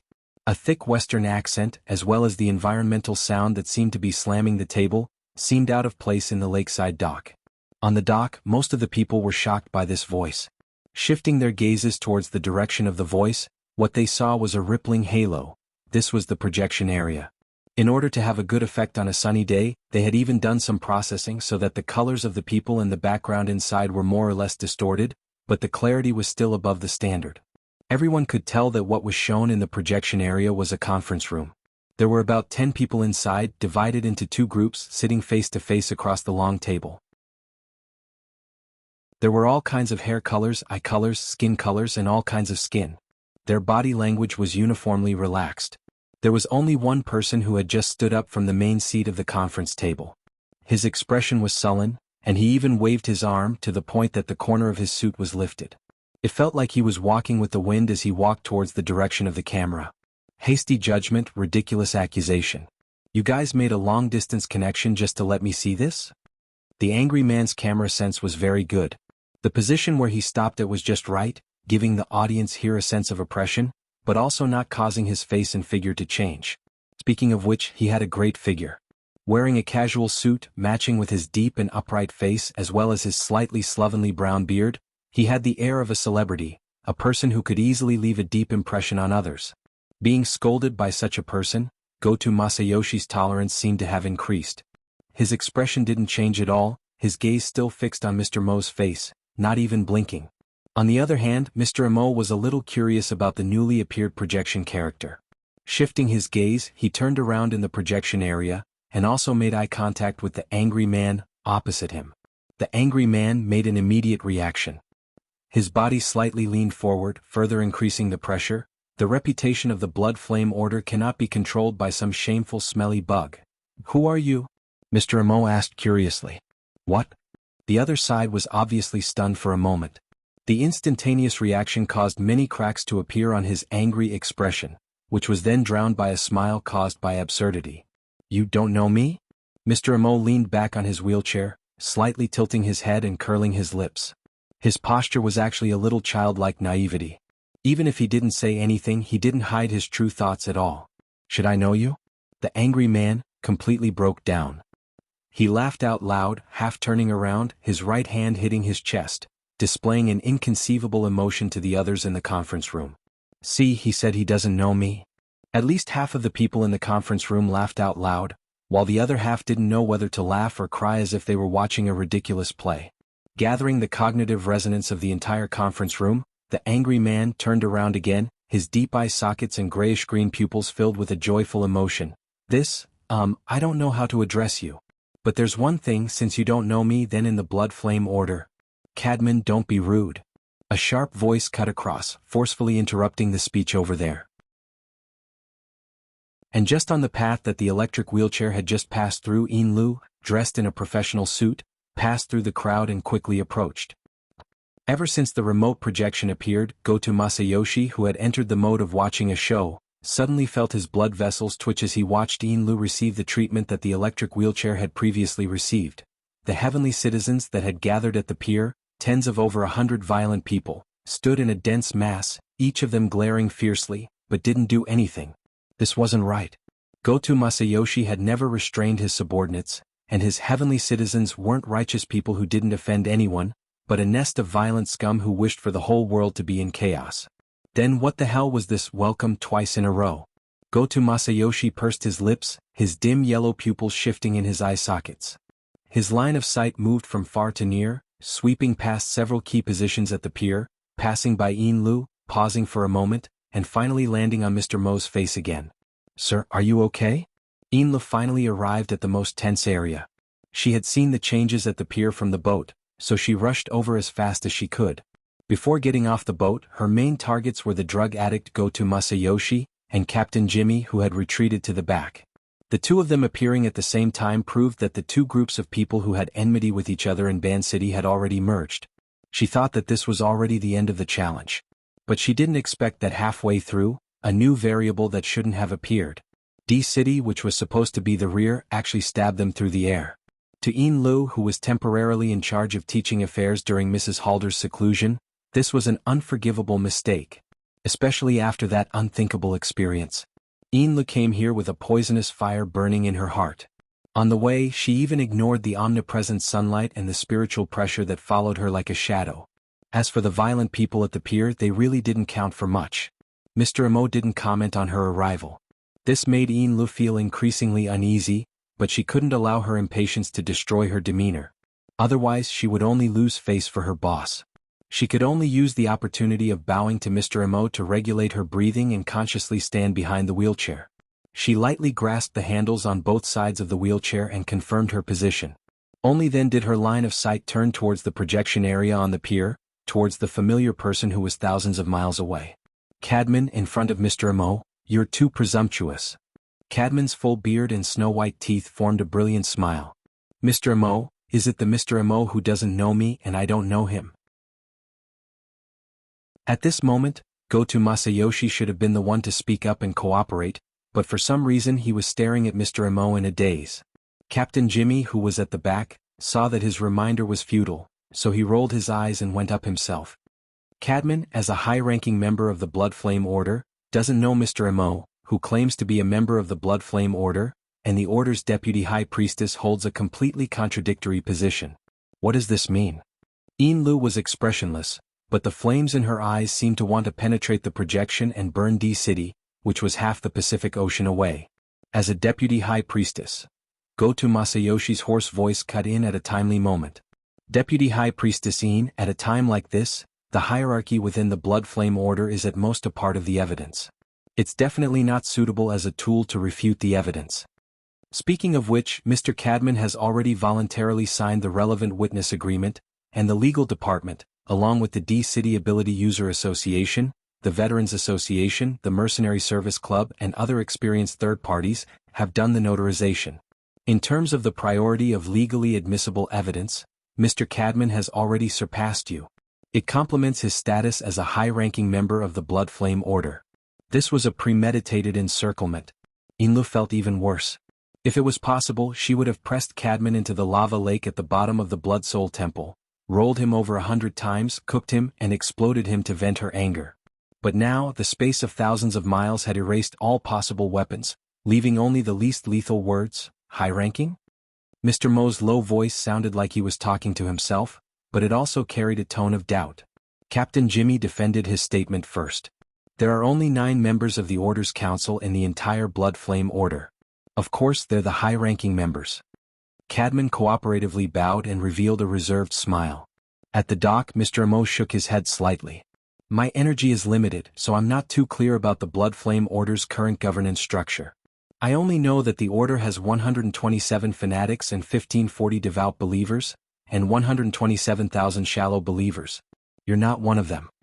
Without waiting for the others to respond, he tilted his head back slightly as if he was talking to Yin Lu, but also as if he was sighing with emotion. As an order, the number of devout believers and fanatics is, to be honest, a little low. It's not enough to support the Blood Soul Temple's full operation. Is it because of the Ideology Church? Yin Lu, Cadman stared blankly for a second before revealing a brilliant smile like that of a star. Mr. Mo, are you going to deny Madame Halder and Madame Yin Li's authority over the selection and appointment of the Order's believers? You should know that I greatly respect the Order's trust in me, and I have a good collection of the appointment letters and authorization certificates they've issued. There's also more concrete evidence. Cadman stretched out his hand. Beneath his bronze-colored skin, there was a layer of dark blood-colored light flowing. The air around his arms seemed to have been scorched by a high temperature, forming obvious distortions. However, the shirt and suit sleeves above his wrist showed no signs of being charred or burning. Violent Flame Seal. This was one of the Blood Flame Order's high-end physical techniques. For someone like Cadman to be able to execute it without needing to adjust his chi gathering, it was already a high level of proficiency. His combat power was definitely at B rank. Most importantly, using a physical technique to form a supernatural power close to flames would definitely require a powerful interference power. As a fleshly ability user, Cadman could only rely on the Blood Soul Temple to achieve this effect. I can call upon the power of blood and fire at any time. I've always believed this to be the acknowledgement of the Blood Flame will. But now, Mr. Mo, are you going to deny all of this? Cadman found the feeling of anger in the time it took to say a few words. He used a brilliant expression to smoothly transform it. Vice Ablatamine, could it be that you aren't going to give your devout believers a doctrinal explanation? Yin Lu didn't respond. Mr. Mo scratched his chin. In this sort of situation, even if we eliminate the factors of philosophy and methods, The Blood Soul Temple's system does indeed have some unreasonable areas. Cadman nearly couldn't keep a straight face. The way you speak doesn't sound like someone from our primordial sect. It sounds a bit like the Restraining Faction? The so-called Restraining Faction was the branch of the Blood Flame Order that Tian Bang, who was known as the #1 person below the Transcendent, belonged to. It was this military powerhouse and his influence that had chased Madame Halder's group from Xia City to T-City. Cadman's words were filled with malice and sarcasm. Unfortunately, Mr. Amo was completely indifferent to this. The doctrines of the Blood Flame Order are actually quite mediocre. It's better to refer to the real thing and study it seriously. It's not too convenient for me to go over right now. How about you come over? Someone in the conference room of T-City let out a muffled laugh. The situation was slipping to an even more absurd level. Cadman spread his hands. He was already at a loss for words when it came to this Mr. Amo, who was sometimes mysterious and sometimes crazy. That's a really good suggestion. I think I have enough time to consider it. His arms spread out and swung along with the movement of his limbs, bringing with it a scorching hot wind. The power of the explosive flame seal still affected the surrounding area. Cadman subconsciously swung his hands again. The dark bloody light was disturbed by the airflow. It was like a flame had been blown up from a half-extinguished pile of embers. The light suddenly brightened. There really was a flame. A bloody flame burned. Cadman's expression changed. Chapter 867. The others in the conference room could not see Cadman's face. Most of them were still immersed in the joyous atmosphere caused by the absurdity. However, there were still some people like Hood who was not part of the negotiation. Hence, he did not sit at the side of the table. Instead, he followed his professional habits and stood in the corner of the conference room, approximately to the right behind Cadman. At that moment, he saw Cadman extend his right hand to the side of his body and fling it continuously in an unnatural manner. Under such circumstances, the sudden bright color of the flame became exceptionally strange. As a normal person, there would always be a period of adaptation to changing from one mental state to another that was contrary to that mental state. Hood hesitated for 2 seconds. Finally, he walked forward quickly to ask about the situation. However, when he was just 1 step away, Cadman's fling movement suddenly became 10 times more intense. It was like an intense punch. Hood's sensitivity was far beyond that of an ordinary person. He made the most accurate response. Relying purely on the strength of his waist and abdomen, he bent his upper body backward and slid his feet at the same time. The fist wrapped in blood-red flames was almost swung at his chin. But could even hear the sound of the air being burned, as well as some indistinct and chaotic noises mixed in. Cries of surprise rang in the conference room. There was also the sound of tables and chairs scraping against the floor. Some people stood up while others froze on the spot. However, they were all clearly frightened. The joyous atmosphere from before collapsed in an instant. In the next second, Hood pulled away from Cadman and shouted sternly, "Cadman?" Cadman did not respond. After throwing that punch, he seemed to have lost control of his body. He staggered a step and turned his body sideways. His left hand moved horizontally and pressed down on his right shoulder. This was his most instinctive reaction. At that moment, the blood-red flames that were blowing on his right hand had already broken through the boundary of his wrist. They were rapidly spreading towards his arm and even closer to his torso. The strange thing was that the flames had clearly scorched the air and even raised the surrounding temperature. However, the surface of Cadman's body was still relatively intact. It was only soaked in a thick dark red color. Even the clothes on his arm were not damaged at all. Instead, it made his face look even paler. In such a situation, it was impossible to tell what was real and what was fake. It was as if some inherent nature had been distorted by some kind of power. "What did you do?" The sudden change in the conference room was clearly transmitted to the passenger terminal through the remote video. Goto Masayoshi's muffled voice rang out.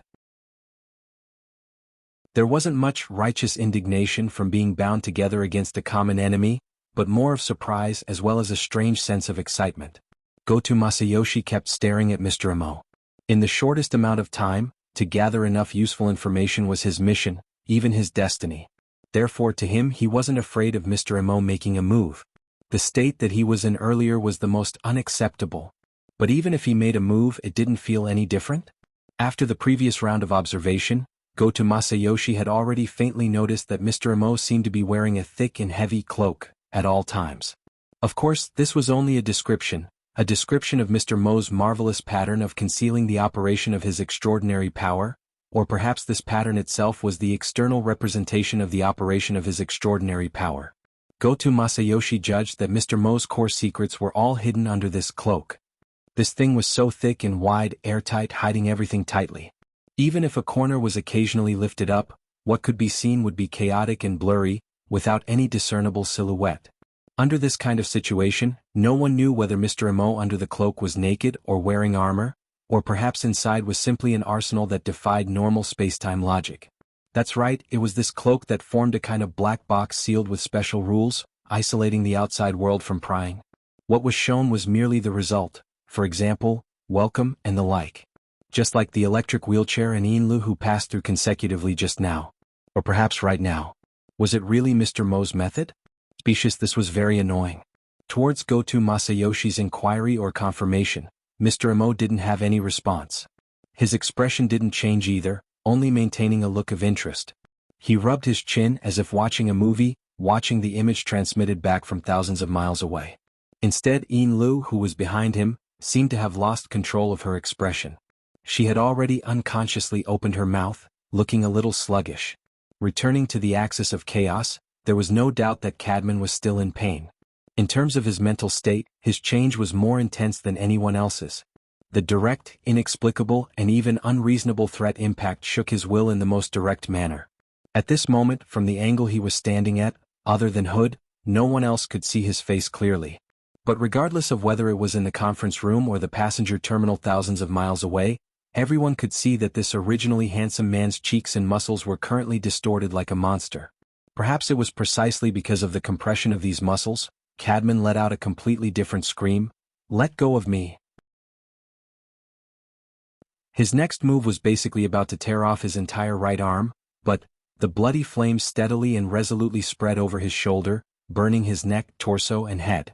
Along the way, it also ignited his originally intact left hand. Hood displayed the decisiveness of an operation team leader. He exhaled and shouted, forming his right hand into a knife hand and slashed down towards Cadman's abdomen. The air where his fingertips and forearm touched was clearly distorted, as though it was covered in a layer of invisible flames. The format of fire. Although he was shocked by the scene before him for 3 seconds, Hood's follow-up reaction was still the fastest.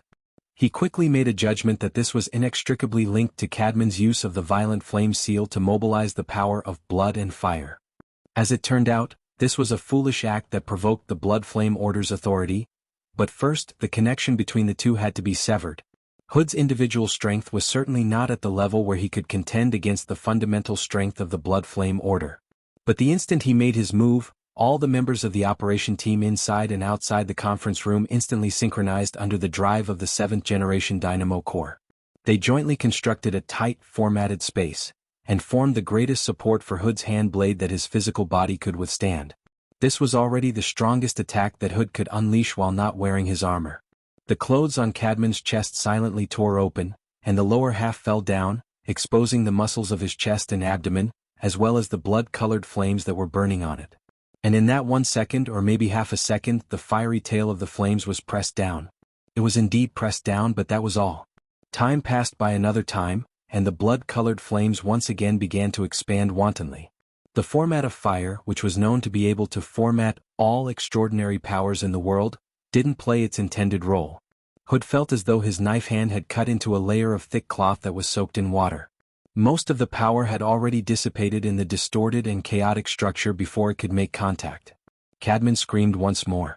Completely at a loss, he instinctively flung his left hand that had just come into contact with the flames. He wanted to fling the flames away, but it was all in vain. The speed at which the blood-colored flames spread wasn't particularly fast, but as long as they came into contact with it, they wouldn't be extinguished. At that moment, Cadman's entire upper body had already been completely covered by the blood-colored flames, including his entire head. The corners of his eyes had already burst open. What splashed out wasn't blood, but like the residue of burning plastic. There were even more flames flickering in and out of the other orifices of his 5 senses. No one knew what Cadman was feeling at that moment. The seemingly harmless flames brought him unimaginable pain. But it was very obvious that Cadman's mental barrier had already been burned to ashes. He began to shout frantically. "Let me go. I beg you. God. Spareem?" Hood's fingertips were a little numb. This was most likely due to the interference of his emotions. Had the direct contact just now attracted the demonic fire over? In the depths of his thoughts, there was no doubt that there was fear and dread. This made Hood's mood even worse. Driven by his emotions, he was desperate. He roared in the direction of the projection. "Jimmy, damn it, why are you guys just standing there? Do you think you're useful?" The emotional shout made most of the people at the passenger terminal turn their gazes to Captain Jimmy, who had been berated. In the blink of an eye, he became the center of attention, but Captain Jimmy's reaction was unexpected. He didn't speak. He didn't communicate. He didn't act against Mr. Mo, who was just inches away from him as Hood had hoped. Instead, he followed his earlier trend and retreated. His speed increased explosively. It was also at this moment that a cold and hard mechanical voice came out of nowhere. "Warning, your actions have already constituted a first-degree intentional murder using extraordinary power. Please immediately stop and deal with it harmlessly.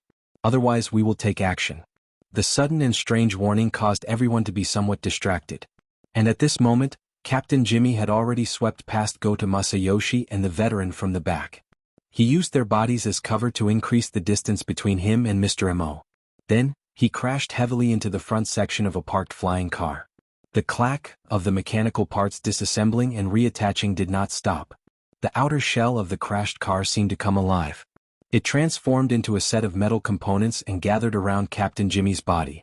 It instantly formed a set of exoskeleton armor, arming him to the teeth. Captain Jimmy looked like he was coming over empty-handed. In fact, he had his deep blue walker exoskeleton follow him in a stealthy state. It could be upgraded to its strongest state at any time. Even before Captain Jimmy's transformation, the moment Captain Jimmy began to retreat and the mechanical voice sounded its warning, there was a bang from the surface of the lake near the shore. 2 water pillars exploded and 2 fully armed deep blue walkers leapt out of the water's surface. Because their synchronization rate was too high, the 2 splashing sounds seemed to merge into one. The ice storm machine cannon in their hands had long since locked onto Mr. Mo in the wheelchair and began to preheat and idle. The special physical ammunition built inside was specially designed to deal with the powerful interference power of spiritual type ability users. It sprayed out in a form similar to a metal storm. Coupled with the support of the formatting domain, it could instantly tear apart a B-rank spiritual type ability user. After the preheating was complete, Captain Jimmy was fully armed. The automatic mechanical sound also came to an end. Captain Jimmy had no intention of playing it again. He directly issued an attack order through the 7th generation Dynamo Core and the Apocalypse Array it was linked to. This was the mission he had to complete as the high-level thug of the Amaterasu Order. As for the cause and effect as well as the meaning behind it, none of it was within the scope of his consideration. The only extra thing he had to do was to give himself a layer of insurance. It was at this moment that Captain Jimmy once again felt a stuffy and astringent feeling assaulting his face. It felt somewhat familiar, just like when he had bumped into Mr. Mo today. It felt like a thick wet cloth had been thrown over his nose and mouth. Wait a minute. He was already under the protection of the deep blue walker exoskeleton. In the next second, a violent shock attacked him. The Apocalypse Array system operating at high speed indicated that the automatic defense function of the sound wave weapon had been activated. It also automatically judged and simultaneously activated the infrasonic wave defense structure. If necessary, it could be activated at the first instance. At the end of last year, when the entire system was still in the experimental stage, it had specially added a targeted plug-in module. For a moment, Captain Jimmy thought that this slightly redundant module was about to be used, but reality proved that he was thinking too much. But on a certain level, his imagination was far from enough. At this moment, the passenger terminal at the shore of Northern Mountain Lake had indeed been attacked by a terrifying noise. The explosive sound wave shock was like a passing storm, engulfing the 100 or so people on the passenger terminal in one go. At this moment, 99% of the people showed signs of either high or low levels of mental confusion. But the deep blue walker defense was effective, and the 2 powerful attackers weren't affected at all. The ice storm gun barrel had already begun to spit out ammunition. But right in front of the gun barrel that was rotating at high speed, 2 flesh and blood creations that resembled giant palms inexplicably appeared. One on each side, extremely symmetrical. The gun barrel had already locked onto its target, but it was forcefully lifted up by the 2 monstrous giant claws that were wrapped in scales. The powerful kinetic energy of the physical ammunition certainly pierced through them in an instant, but the upward momentum didn't decrease. Flesh and scales splattered everywhere, and the follow-up ammunition had long since flown off to who knew where. The well-trained powerful attackers wanted to make adjustments at the first instance. But the turbulence in the void rushed back and forth. This time, it suddenly leapt to the next level, transforming into a violent and restless mental storm. A series of disturbances and attacks, from incorporeal to tangible, from material to mental, seemed chaotic and complicated, but they converged and integrated into a common source, and then focused to form an explosive point. The lake water that struck the breakwater exploded with a rumble, and a considerable portion of it evaporated into water vapor in midair. The blood-colored flames cut it into fragments until it completely evaporated. It was in this space where water, light, and fire interweaved that a malevolent creature whose entire body was dark red like blood appeared with a roar. It seemed to have rushed up from the bottom of the lake, but its specific trajectory was indistinct. Following the appearance of the vicious creature, the impact of the single-point explosion increased explosively by more than 10 times. Even Captain Jimmy's mind sank a little. The two powerful attackers who had received the direct impact of the mental storm were in a much worse state. A suffocating gap allowed the pair of giant palms that were already badly mangled to fiercely slap the exoskeleton armor, sending them flying away at the same time. Fortunately, before the battle, the team had already completed the connection between the mental and physical plane in advance, realizing the interference and connection between the mental plane and the material plane, creating a tightly formatted space that could jointly bear and divert the external impact. The two people who were hit didn't show any serious injuries. But in this way the previous ambush-killing move was all a joke. Captain Jimmy cursed. He wanted to attack again, but when he looked at the vicious creature that suddenly appeared by the lake, he was a little stunned. The vicious creature was huge, with long arms and a tortoise's back, almost in the shape of an ape. Although it was habitually hunched, just the body that appeared on the surface of the water was already more than 3 meters, and even so, there was still a section below its thigh that was below the water surface. Its entire body was covered with bulging muscles and dense scales. As it rose and fell like it was breathing, the heat on its body was like a bloody light, like a flame, and it felt like the surrounding water was about to boil. And it was precisely this vicious creature, or perhaps because Mr. Mo who was near the shore felt that it was blocking too much light, so he scolded it. This enormous creature then obediently shrunk its body, curling into a ball and pressing down into the lake, only leaving its neck and shoulders above. It just happened that its huge head passed over the fence, and visually, it was already about the same size as Mr. Mo who was in a wheelchair. Separated by Mr. Mo, Goto Masayoshi carefully observed the vicious creature. In the depths of the dim yellow eyeball, the layers of light became more and more complex. The level of power that was being used also became more and more profound. This caused a huge pressure on his body, causing the blood vessels and tendons around his eye sockets to bulge, especially the temples on both sides. It was almost like a dense net. So ugly. Jianghu, who was very close, seemed to be affected by the sound wave attack. He actually didn't feel any fear, and only muttered his evaluation. The target was a little vague, but they were all suitable, causing the veteran and Ao Ping Rong to look at him. But at this moment, the most eye-catching was still the ugly monkey, and the most important person beside him. From start to finish, Mr. Mo who was in a wheelchair did not move at all. Actually, most of the people on the pier were the same, it was just that the others did not have time to move. As for him, Mr. Mo's gaze was focused on the projected area. He looked quite serious, to the point that he didn't seem to care much about Captain Jimmy's death trap. The people who had just caught their breaths unconsciously followed his gaze, and once again turned their attention to the conference room thousands of miles away. In front of the camera, Cadman at some point was already stuck there, his knees bent and his spine curled, his left and right arms half raised, bent into a stiff angle, as if he had raised his hands to surrender, but his crazed raised head made it look more like a prayer of failure. Burp. A strange sound similar to a burp came from the ugly monkey's enormous cranial cavity. The pipe that made the sound was the area on his face equivalent to the mouth and nose. There were no obvious organs there, only dark purple and wrinkled flesh. It felt like a piece of rotten meat. There were a few intermittent openings in the middle. They were all opening up, squeezing out saliva pus. It was more like the sticky lava flowing out of the cracks of a volcano, black and red interweaved, burning the air, about to fall but not yet. On the other side, Goto Masayoshi, who had been observing all this time, suddenly had a twitch in his temple. He noticed. On that lava saliva, the scattered fire pattern cracks faintly pieced together to form a face. And it was getting clearer and clearer, more and more definite. In the projected area, the image of Cadman, who had already turned into a burning statue, became more and more similar, reflecting each other. Chapter 868. It was indeed Cadman. While the two groups of people were separated by thousands of kilometers, most of them could only rely on the visual similarity, as well as the logical reasoning of the situation. Goto Masayoshi had already used his special ability to find conclusive evidence. Although from the perspective of mutual interference, the outline of the human figure in the lava saliva had already been changed beyond recognition by the violent aura of the ugly monkey. But as long as one could grasp the most essential core inside, and then follow the cause and effect to push back, one could basically complete the restoration. That guy Cadman had a physical body, so he was originally unable to achieve the effect of Ian's spirit leaving body. But Mr. Mo had also considered this point and used the lava saliva to create a temporary container, which could also be called a cage, to absorb his soul body over, and also achieved a rather complete reflection. If Cadman didn't mind, it wouldn't be a problem to use that saliva as a body. Goto Masayoshi saw through some things, but the price he had to pay was severe physical discomfort.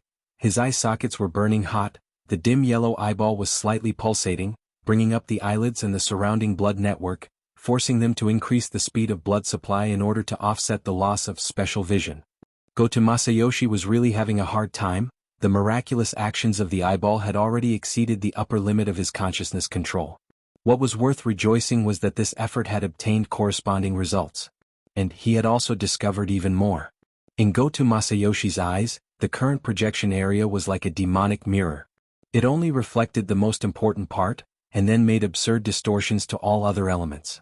On both sides of this mirror, no matter whether it was the two parties in the T-City conference room who were closely related to Cadman, or the heavenly people, who were purely there to support, in a sense, had already unified and mutated into a kind of low-level existence.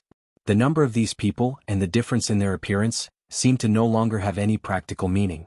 If one had to forcefully come up with a meaning, it would probably be equivalent to raw materials. People could not believe in the correlation between both sides of the mirror, but this mirror was simultaneously reflecting the panic and fear in their hearts, and it was vividly displayed. These negative emotions that had been detonated and multiplied continuously were being transformed into a special form of existence on the mental level, or perhaps in the deeper realm, and were communicating with Mr. Mo limited by his own level and comprehension. Goto Masayoshi was unable to understand too much. He could only make a superficial description. It was roughly like the pervasive dirty smoke, moving through the gaps between the slight lifting of the heavy cloak. Of course, the smoke leaked out, but the process only happened in an invisible place, in the black box deep within the cloak that was difficult to observe. Over there seemed to be a demon enjoying this special ingredient. It was eating clouds and spitting out smoke in a leisurely manner. And when Goto Masayoshi wanted to pry a step further, what should be sealed was still sealed, what should be chaotic was still chaotic. It shouldn't be. Separated by thousands of miles, the consumption of the tyrannical and terrifying soul absorption wasn't enough to affect the cloak's concealment effect? Or could it be that Mr. Mo's level of control over the Blood Flame Order's fundamental power, as well as the corresponding techniques, allowed him to ignore the obstruction of spacetime and casually manipulate a high-ranking member of the Order like Cadman? If that was the case, Mr. Mo's control over the Blood Flame Order was simply unimaginable. With the existence of such a controller, Madame Halder, as the officiator, was truly purely used for sacrificial purposes. Oh, it couldn't be that the sacrificial object would be Goto Masayoshi, who had forcefully peaked at this level, was reduced to the level of most people, who could only use their poor imagination to make conjectures. At this time he especially hoped that Captain Jimmy's hand could be a bit more forceful than before, or at the very least, create a bigger gap in the cloak. But the current Captain Jimmy seemed to have been frightened by his thwarted operation. Even though his entire body was covered in armor and his face couldn't be seen, his body showed an obvious sense of stiffness, as if his soul had left his body. Jimmy-kun? Still no results? Somewhat unexpectedly, when Goto Masayoshi called out to Captain Jimmy, the latter also contacted him through the preset communication channel.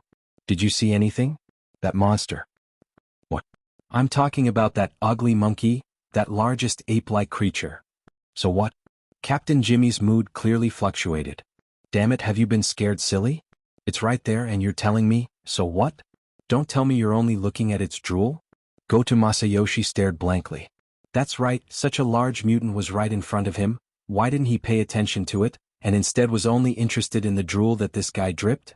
Even though that was also a very important part, the ape-like creature right in front of him was clearly an extremely powerful mutant. For Mr. Emo to be able to summon it out of nothing, the interference, the consumption, was probably even greater than the long-distance soul-sucking activity under the rules of the Order. He actually didn't think of something that was clearly in front of him. Goto Masayoshi faintly felt that it was a bit strange, and felt that Captain Jimmy's mood was too abnormal.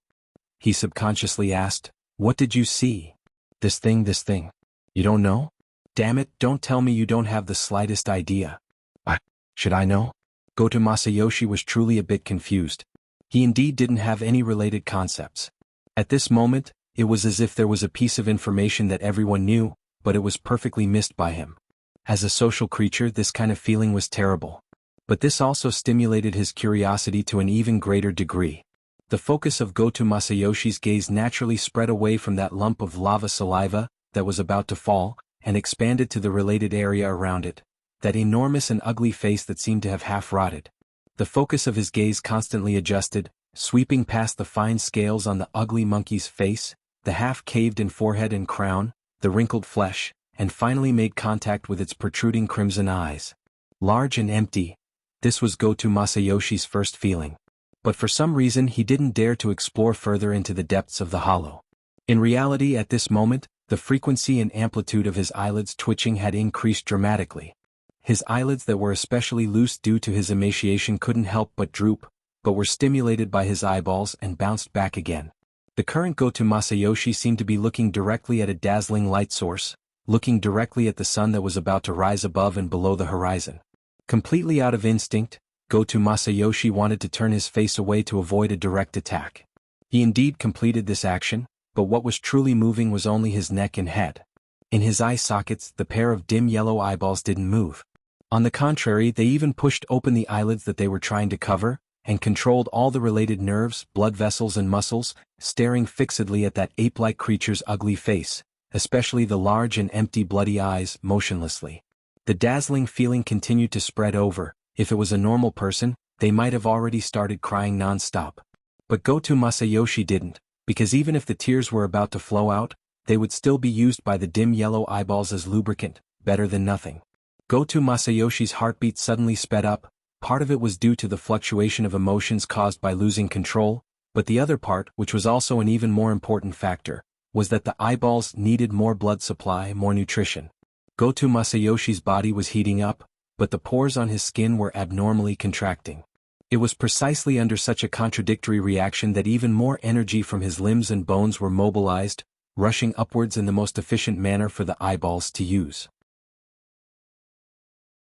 Other than that, there was also the endless sunlight from the outside world. At this moment, Mr. Mo's voice sounded again as if he was talking to Ian Liu. "Did you see it clearly?" What?"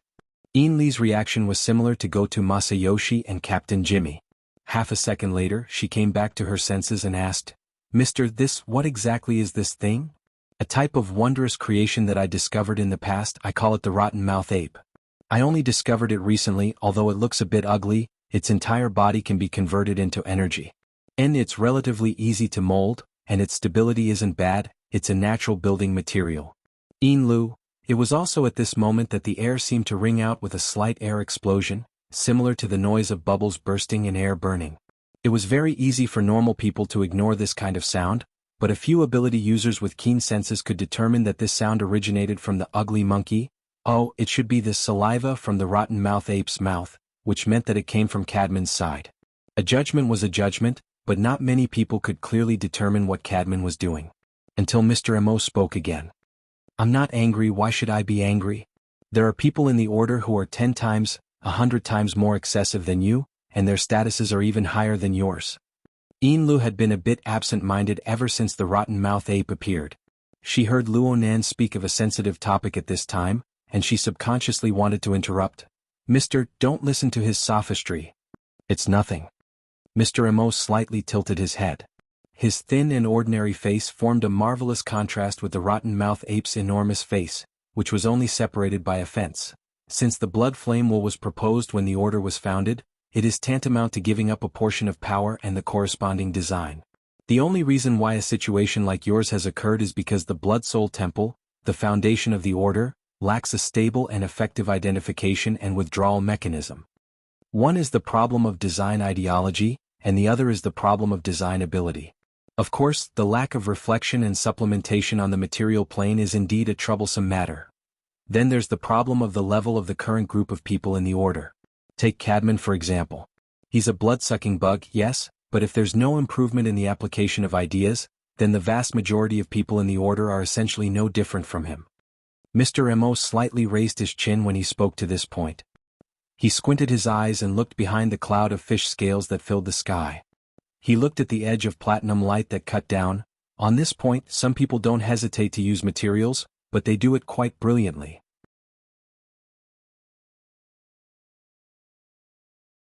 Chapter 869. There were always coincidences in this world. At that moment, Mr. Mo looked up and met the observer in the private airship. Even though he knew it was because of the angle of the broadcast, Yukawa Aishuk, who was sitting on the sofa, held his breath. His eyelids twitched just like a certain guy by the lake. A thought popped up in his mind. He was talking about the true God and the Pope. Yukawa Aishuk quickly ignored this feeling and thought.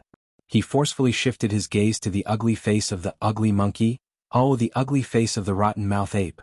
Stimulated by the forceful twist, some pieces of information flew out and were about to form a string. There was only one line left. A few seconds later, Yukawa Aishuk suddenly raised his voice. Takemoto, Takemoto. Takemoto Shigeru quickly appeared in the room. Yukawa Aishuk ordered his intelligence chief, the investigation report from the Aptitude User Union, the one about Gong Chi, pull it out immediately. Shigeru Takemoto, who was proficient in this business, did not say a word. He completed all of this within 2 seconds and projected the contents of the report onto the projection area. Yukawa Aishuk's eyes widened as he searched for the information he needed, but he was soon disappointed. The report was vague and only reported the death of Gong Chi. At the same time, they hoped that branches, powerful organizations, and the church could help investigate the solidification of the abyssal region around May 1st, Chan City time. No, not this. Yukawa Aishuk realized his memory was messed up. He clearly remembered something about it. It's in the internal report of the Jade Society, but it's vague.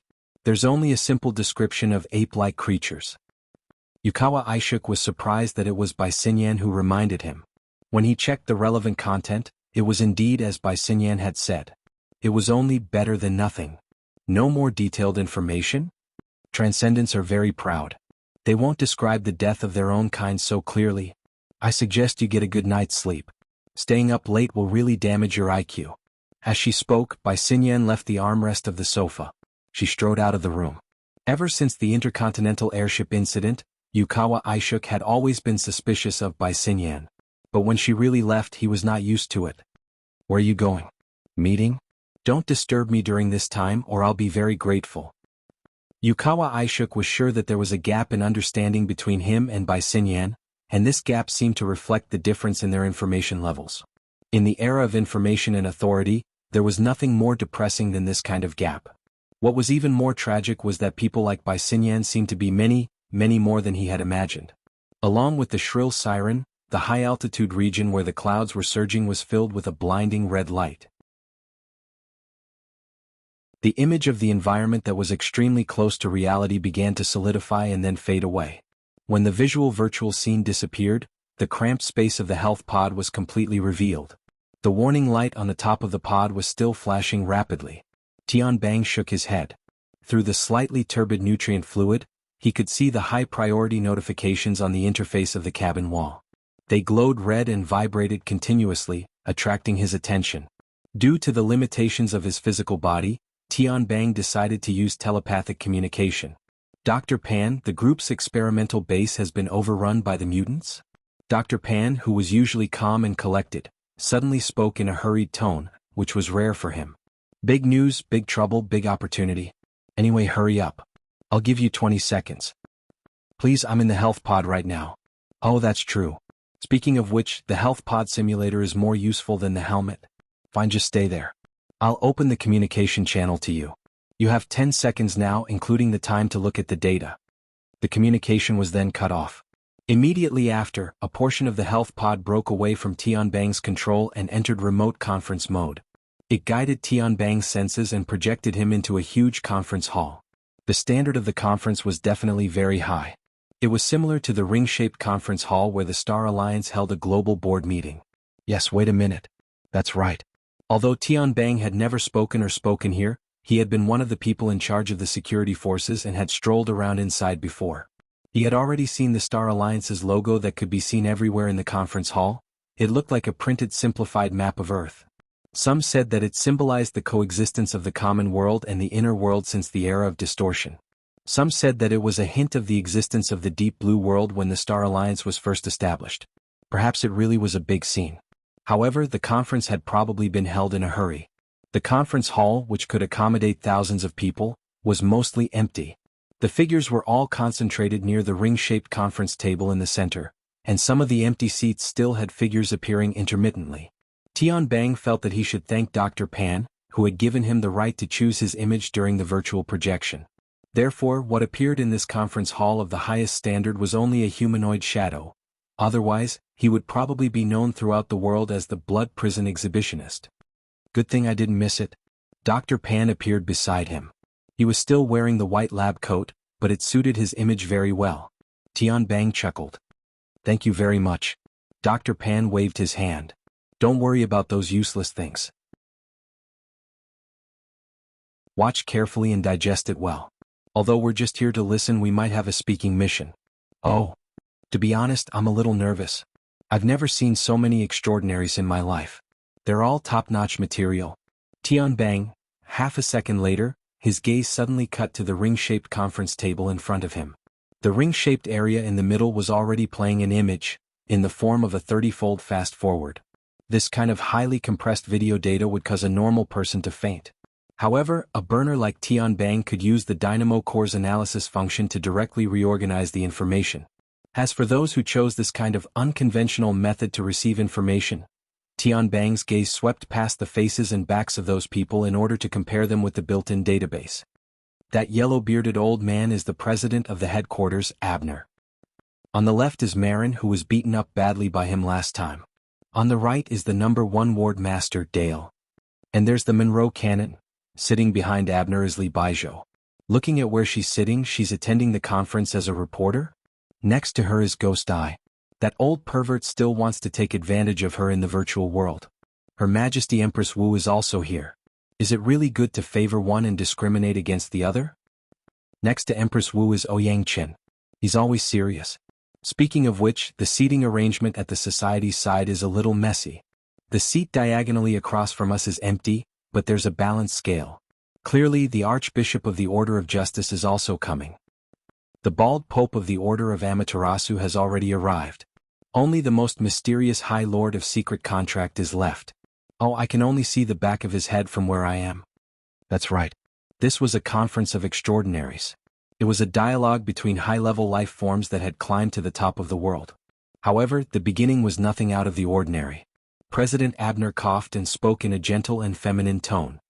There are still a few who haven't arrived yet, but since we've caught up with the live broadcast, we won't wait any longer. Let's watch while we discuss and exchange our opinions. As he spoke, the video playing at high speed slowed down and entered normal mode. The most eye-catching thing in the video was undoubtedly the huge and ugly face of the demon. Half of its body had caved in, and the other half had rotted away. There was also the lava mouth that was dripping down, as if it could fall to the ground at any time. All these factors fiercely occupied the attention of the audience. However, what attracted Tianbang's attention the most, which was also the focus of the video, was the man sitting in a wheelchair beside him. He looked unfamiliar and a little too thin, as if he was ill. However, at this moment he was quite relaxed. Perhaps it was because of the sudden change in speed, but the body language of the man in the wheelchair seemed to be slow and unruffled. He was giving a demonstration to the woman behind him who was gently holding the wheelchair. Look, with this half-energy, half-material thing as a foil, Cadman's body and soul structure is a lot more straightforward. Limited by the conditions, we can only look at the general outline. You should be able to find the resonance structure related to the blood-soul temple. Understand the relationship and then refer to the actual emotional state of a life form, and you'll roughly know where the problem lies. the man in the wheelchair explained while his hands did not stop moving. His fingertips made a few horizontal and vertical cuts in the air, cutting the dripping lava mouth into 20 to 30 parts of different sizes. Not counting the scraps on the periphery, the main part of the cut was clearly a scaled-down human body, including the head, shoulders, chest, abdomen, spine, limbs, and the isolated internal organs. There were also fiery threads in between.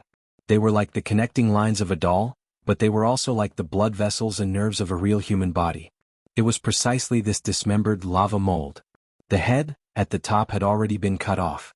It was the size of a date, but it had complete facial features. At this moment, it was completely distorted by fear and pain. Unfortunately, not many people could clearly hear what it was shouting. Inside the virtual venue, most people had dull expressions, but there were also some who were overflowing with interest. This person is certainly an outstanding surgeon. He's also very good at teaching and educating people. Sitting on the right side of President Abner was the world's top boundary grandmaster, Constance Dale. She was still dressed as a medieval witch. Her hood covered her face and the corners of her lips were half hidden. She carried out her favorite mysticism. Because of this person, I think of another person. He also loves to preach. The legendary Professor Luo. Didn't he come to the conference today? Oh, you're talking about Luo Nan? President Abner stroked the yellow beard on his cheek. His tone was still gentle. This time, it's an analysis and discussion on the death of Deputy Secretary General Gong Qi. It's an invitation system. Luo Nan is an irrelevant person. But according to the theory and level of strength he's displayed recently, he's certainly qualified. As he spoke, Abner cast his gaze towards Ouyang Qin, who was a bit far away. Although it was a virtual world, his gaze was still solid. Oh Ouyang. Why don't your branch contact him? If it's convenient, invite him over. Everyone can exchange what they need.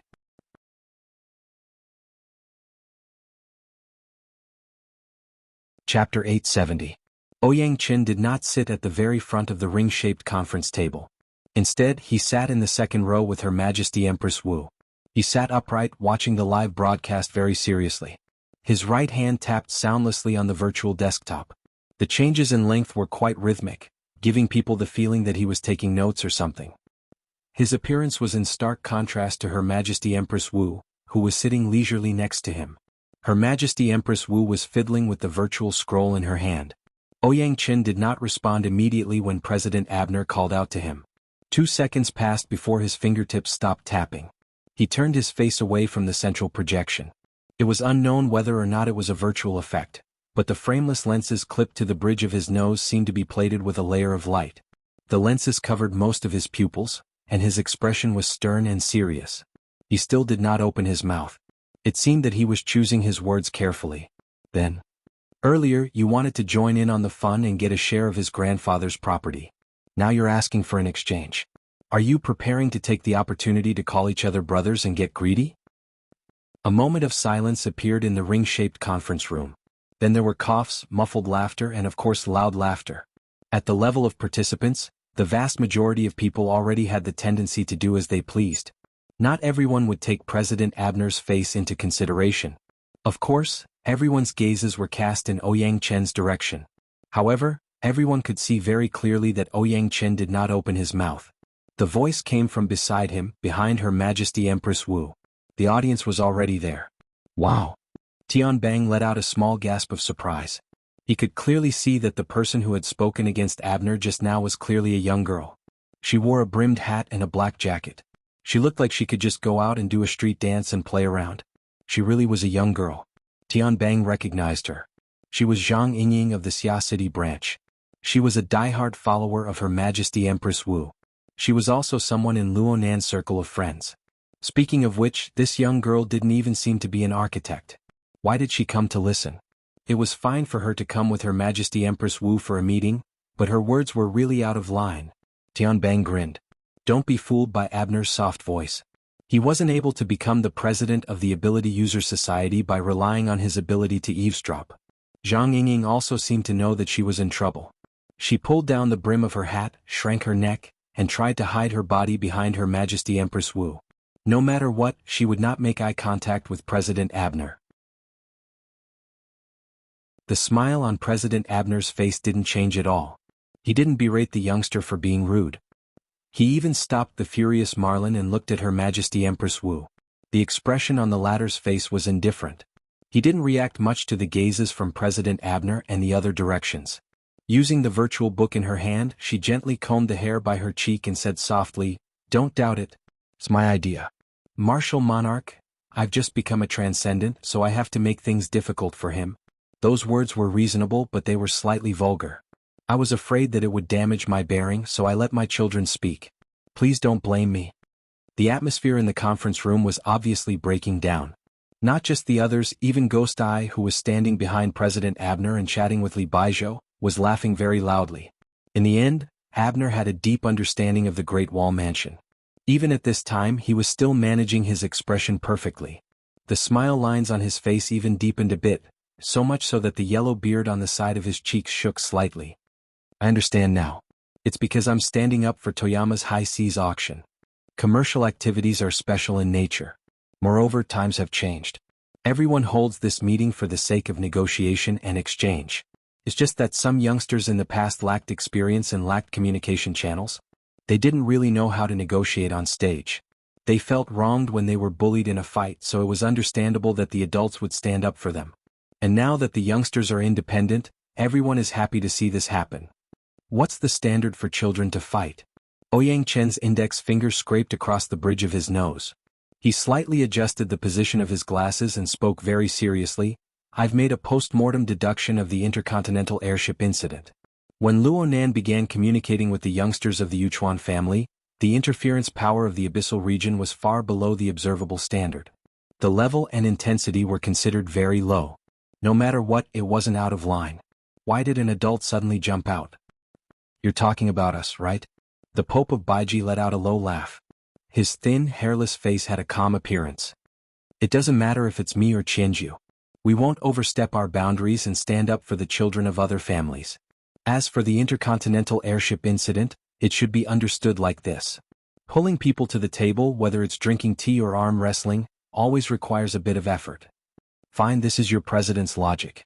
The truth is that we've always bullied the weak and feared the strong. It's just that ordinary people aren't as strong as us. The corner of Tianbang's lips twitched. It was probably only in this sort of situation that these old extraordinaries would speak so bluntly. However, this battle of tongues, which was about to expand, was, to put it bluntly, each family expressing their position. There was no substantial pressure. President Abner's smiling face was the clearest benchmark. Of course, the earliest pressure was washed away by Zhang Inying's fearless speech. Or perhaps the time wasn't right yet. Her Majesty Empress Wu reluctantly concluded, compared to the Amaterasu order, President Abner really does care and cherish. Especially his speech. It's incisive, deep and shallow. It's very targeted and instructive. Oh my, where did your extraordinary bearing go? Tianbang finally laughed out loud. He wasn't the only one who laughed. He wasn't even in the minority. Her Majesty Empress Wu became more and more open-minded amidst her laughter. The only pity is that he beat around the bush a bit. I'm afraid that only you, President, can speak so clearly. How about this? This is the communication method over there. Everyone, no need to be polite. You can discuss and research or call each other brothers. Just go ahead. I also really want to know what kind of brilliant argument he can make today. As she spoke, Her Majesty Empress Wu tossed out a white bead of light. It spun around in the live broadcast area. It was none other than the special effects of Luo Nan's message link. Tianbang casually scanned it and confirmed that there were no mistakes. There were quite a few people who did the same thing as him. Luo Nan would probably receive quite a few friend requests after today's meeting. President Abner maintained his smile. He turned his head and instructed Marlin, send an invitation to Professor Luo right now. If he's free, invite him to participate in this discussion. Everyone is looking forward to the splendid explanation that configuration theory will give to this world. Then he changed the topic of conversation. Before the situation changes, everyone should first understand the background information of today's meeting. See why this meeting is being held and choose this person. Mr. Imo was quite cooperative in the live broadcast. His lecture was neither fast nor slow. It looked like it would continue for quite some time. On the other hand, Vice President Marlin had just made arrangements to contact Luo Nan. He also had to introduce specific information. He was quite busy for a time. The main topic of this meeting is to ask everyone to identify the true murderer of Deputy Secretary General Gong Qi's murder case. Around 4 o'clock in the afternoon on the 1st of May in Chan City, Deputy Secret Chief Gong was assassinated in his seclusion location. Unfortunately, he perished. The specific circumstances have already been reported. I won't go into detail this time. Headquarters has invited experts to earnestly analyze the scene. Aside from basic judgments such as the time of the crime, motive, and so on, they have also broken down the clues from the act of murder. In the end, a total of 7 conditions were formed. These will serve as the criteria for identifying suspects. The information in the hands of the participants was updated along with Marlon's explanation. First, an electromagnetic ability user. Connie, Monroe, and I fought with the murderer that day, or should I say, one of the murderers. We are certain that he definitely belongs to this type. Second, an extraordinary or a manipulator of the Abyss region's solidified configuration. This should be the case. I won't go into detail. Third, the extreme utilization of the Abyss region's power and micromanipulation ability. This gives people a deep impression. Fourth, the ability to burn and absorb flesh and blood. Gong Chi's skeleton was destroyed by this. Not even his bones remain. Fifth, the ability to assemble and manufacture machinery. The murderer is equipped with an exoskeleton for combat. The style should have been specially issued, but there are too many possibilities. Better than nothing. Sixth, the ability to conceal and teleport. Without this ability, the murderer wouldn't have been able to easily escape from our pincer attack. Seventh, the ape-like creature. It was the first unexpected factor to appear on Volcano Island. To a large extent, it interferes with our line of sight. Moreover, it is highly related to that plane. Everyone understands. Some people laughed, but most people were very serious. The death of any extraordinary was a very serious matter. If a plane was involved, it would be even more serious. Marin continued to emphasize, considering that this matter is most likely not the work of a single person, as long as a single person fulfills 4 of these 7 conditions, they will be a major suspect. Of course, this also has to be in line with basic criminal reasoning. President Abner added softly from the back, if we can directly prove that someone or some people are highly related to that plane, we can basically directly conclude the case. Everyone should understand that this is the core condition and the most direct evidence. Tian Bang curled his lips. T logic. However, the venue was rather lively and noisy. At least half of the people were shouting. Exactly. The way they heckled didn't have any extraordinary bearing at all. The human heart is like T. After a long introduction, Marin took advantage of the situation and drew everyone's attention to the live broadcast. I've never heard of this Mr. Mo before. However, the Blood Flame Order he's in has previously fulfilled 2 of the 7 conditions, the ability to absorb flesh and blood, and the solidification of the abyssal region. Especially the latter, it has been confirmed that on May 1st Chan City time, the Blood Flame Order had an unplanned sacrificial event that also lasted for a long time. This bit of evidence is quite solid. Let me add, the most important witness is that person.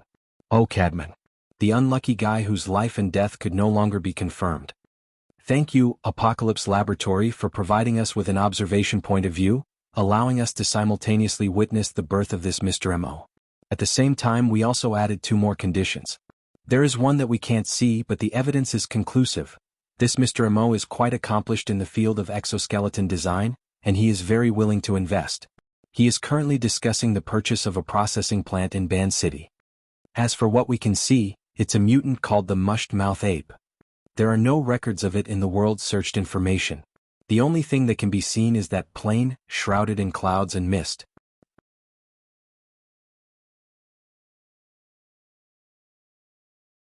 Chapter 871. Marin spoke quickly, but there were still some who couldn't control their impatience. Not far behind Marin, a loud and clear voice rang out. 4 out of 7, the most important one is more or less confirmed. What are we still talking about here? Let's just do it. General Corney, the association's intention is not to make a rash judgment. Considering the Blood Flame Order's past strength and performance. Isn't there still that Mr. Mo? Marin took the opportunity to explain, due to the lack of time from the channels we currently have, this Mr. Mo has no official information at all. Everything we can find is suspected to be fake. Then what's the point of talking? It's definitely an impersonation. And looking at that bear's heart and leopard's guts, he can't be weak. If this guy wasn't an extraordinary. Ahem, wouldn't some people who bully the weak and fear the strong have already swallowed him into their stomachs? When the attendees heard General Corny's tone, they thought they would hear some sort of live stream eating sh*t, or something along those lines. In the end, this guy turned cowardly so quickly. Evidently, his impatient tone just now was a sign of him trying to instigate others. For a moment, cold laughter rang out. Although this General Corny had the title of general, he did not actually belong to the military. Instead, he was the leader of a private armed force active in the Central and North Africa region.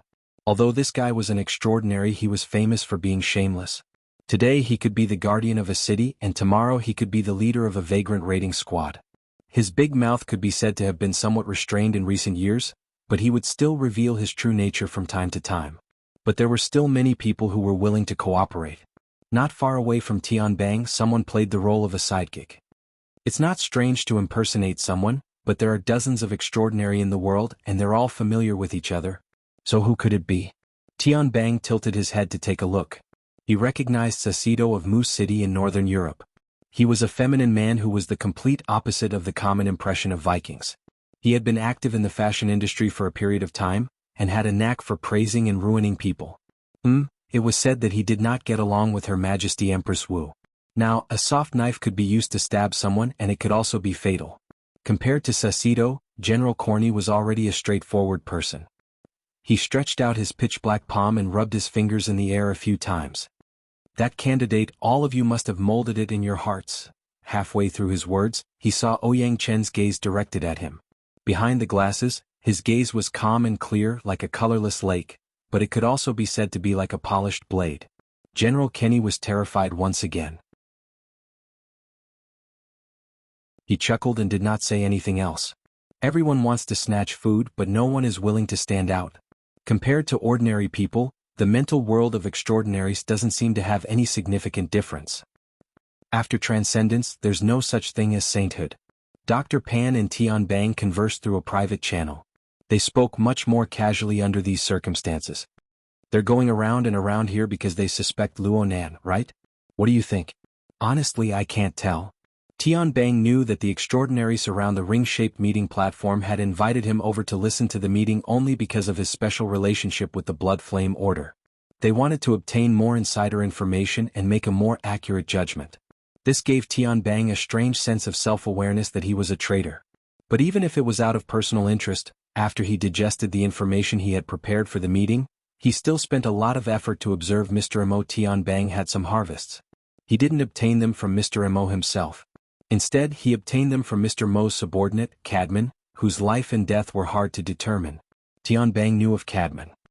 He knew that Cadman was a fleshly adept with decent strength. He also knew of the technique of the violent fire seal. This made him naturally put himself in Cadman's shoes. How could his soul be captured from thousands of kilometers away?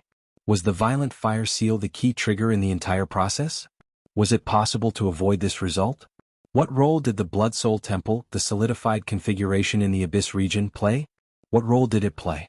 Tianbang analyzed as he put himself in Mr. Mo's shoes. Even though Tianbang had mostly broken away from the system of the Blood Flame Order and the Restraint faction, he still had some insights. But these were far from enough to be used as a basis for a qualitative judgment. Tianbang said, Mr. Mo's situation is a clear suspicion, but it hasn't reached the stage of true evidence. If Mr. Mo wasn't an extraordinary, he might have died 100 times over by now. But he is. At the very least, it's highly likely that he is. If that's the case, then the nature is completely different. Dr. Pan, with the rigorous attitude of a researcher, gave a reasonable discussion. Up until now, this Mr. Mo hasn't shown any solid evidence that he's an extraordinary. On the contrary, he's been too vague. Tianbang laughed. To play with a person's soul in the palm of his hand from thousands of kilometers away. What kind of level is this? That's because he's dealing with his own order's believers. 2 of the leaders of the 3 great orders have come. Perhaps you can ask them how they deal with undevout believers? Is it possible to do things so beautifully from thousands of kilometers away? We've also done a few models of the Blood Soul Temple. If we consider the optimal solution, Tianbang shook his head. Don't mention those kinds of wild guesses. Besides, doesn't optimal mean most dangerous? Everyone has to leave a way out for themselves. When it comes to extraordinaries, it's never too much to be cautious. It's been a bit better these past few years. There aren't many cases of extraordinaries fighting to the death, but every time it happens, it shakes the entire world. There's no need to talk about Gongqi. A few years ago, Jin Buhuan was completely influenced by a nuclear bomb. Dr. Pan, didn't you research there for a period of time? Dr. Pan slowly nodded. Yes, it was in that volcanic area. In comparison, Jin Tong died the most sullen death. He was finished without a sound. He only left behind a mountain of bones for the people of the world. Suddenly, a new train of thought opened up in Tianbang's mind. Perhaps it seemed it was possible. He found a new piece of evidence. Mountain of Bones, Blood Soul Temple, and the headband that fell into Luonan's hands in the end, an electromagnetic ability user. Jin Tong was an electromagnetic ability user. Although this brother belonged to the fleshly side, it was insignificant when compared to the clues themselves. Tianbang had heard in Xia City that Luonan was researching and developing equipment for the Jin Tong headband. There was a period of time in the past when Luonan used the Jin Tong headband to control some sort of advanced civilization's inheritance. None of this was a big deal when considered alone. But when the fragments were put together, 7 to 5, they could even echo each other. What's wrong? It's nothing. Tianbang wasn't going to be the stupid bird that stuck its head out. He just needed to think a little more to understand that the matter of Luonan possessing the Jin Tong headband was no secret. The problem lay in the fact that the cause of Jin Tong's death was still a mystery that had yet to be completely solved. Jin Tong had an inextricably close relationship with the Xia City branch.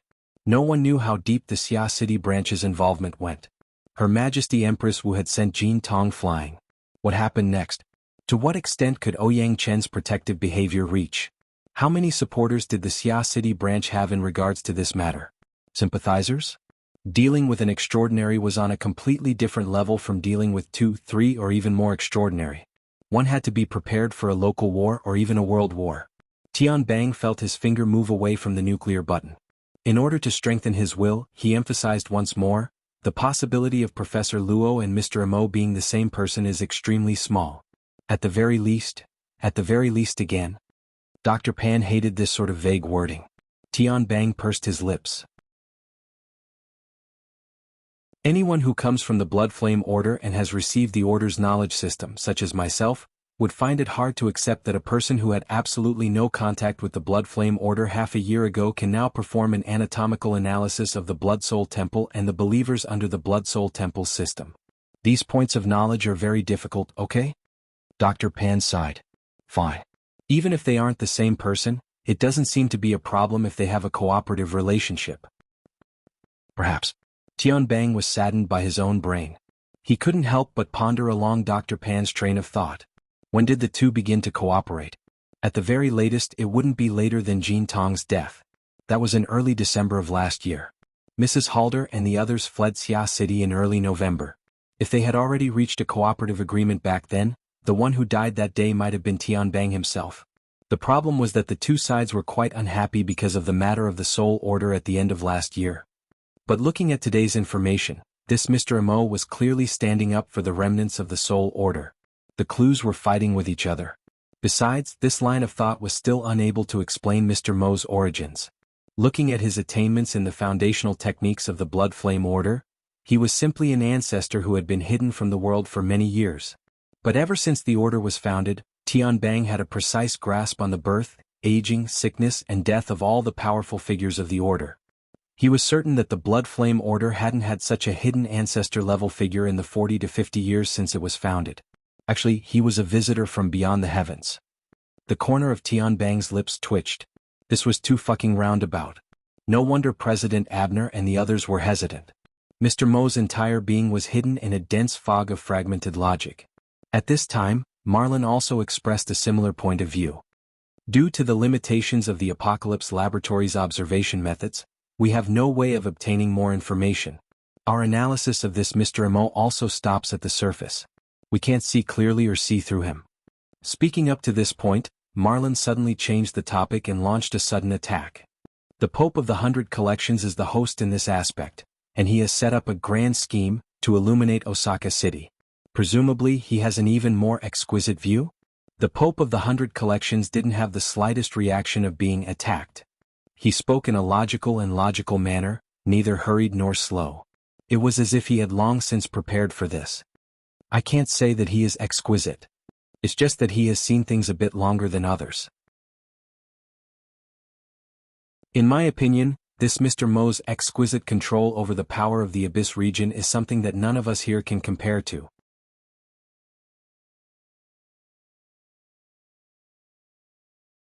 Chapter 872. Fine control? Isn't it better to just say 7 out of 5? Someone in the venue immediately deciphered the Pope of Baiji's verbal technique. In fact, it was 7 out of 5, if it was really a gang.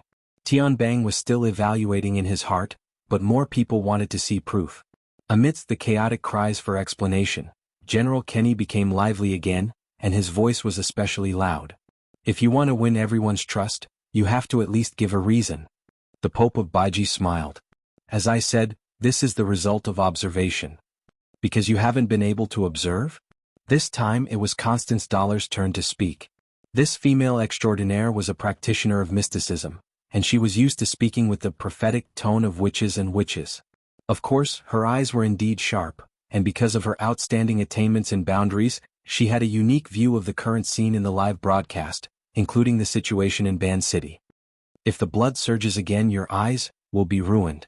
The Pope of Baiji ignored the deliberate ambiguity in Ms. Dollar's words and continued to smile. This is also a part of observation. While the verbal and scheming battle in the virtual ring venue was gradually accumulating, on the passenger terminal of Ban City's Ping Trade Market, which everyone was paying attention to, Goto Yoshimasa was in a state of high anxiety.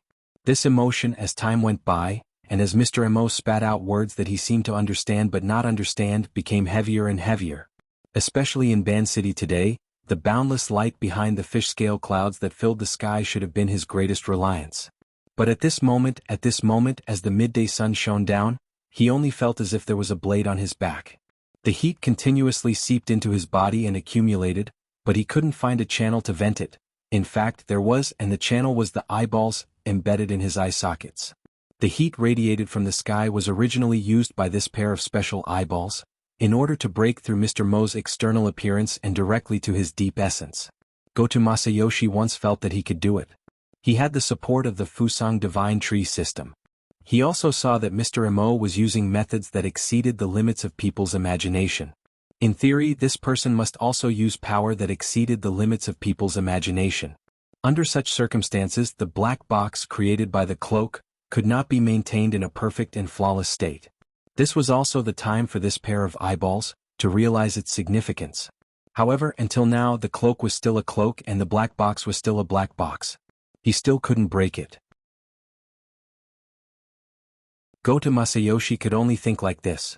With Mr. Mo's ability, most likely dealing with Cadman and his kind would be as easy as flipping his hand, like the clouds and the breeze clear, and would not reveal the least bit of a clue.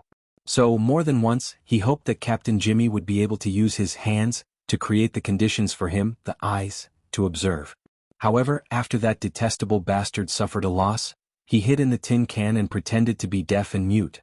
When he was forced into a corner, he even boasted back, "I have a more important mission." This coward. Of course, Goto Masayoshi knew that Captain Jimmy had a backer. However, who didn't have a backer? The problem was that Goto Masayoshi's own backer did not have any new arrangements. Actually, Goto Masayoshi had never accepted any arrangements. He and his heavenly state warriors were just relying on the wild growth of the Fusang Divine Tree. He could use the name of the Amaterasu sect to his heart's content, like a fox borrowing the might of a tiger, to obtain benefits for himself, to strengthen his forces, and to become a socialite in a certain sense. However, his heart was also clear. Behind everything there was a most essential mission, to be a good eye. However, he did not manage to do it now. This made Goto Masayoshi's mood very bad. The discomfort on his body was much more direct than the change in his state of mind. The eyeball was still continuously gathering sunlight energy, trying to penetrate the cloak on Mr. Mo's body, but it could not find a breakthrough point. The energy was being consumed, but most of the energy was still unable to enter or exit, only operating around the eyeball and its surroundings. Goto Masayoshi felt that his head was swelling, especially around his eye sockets. That pair of special eyeballs seemed to be squeezing out bit by bit. At first, the feeling was not too clear, but when it became clear it was already too much, and even if he wanted to control it, he did not know where to start. At this moment, Goto Masayoshi felt that he was like an overinflated tire, his whole body was burning hot, and not only was his head dizzy, his whole body was practically about to explode. You wouldn't really explode, right? Goto Masayoshi had never encountered such a situation before, so he was unable to make an effective judgment.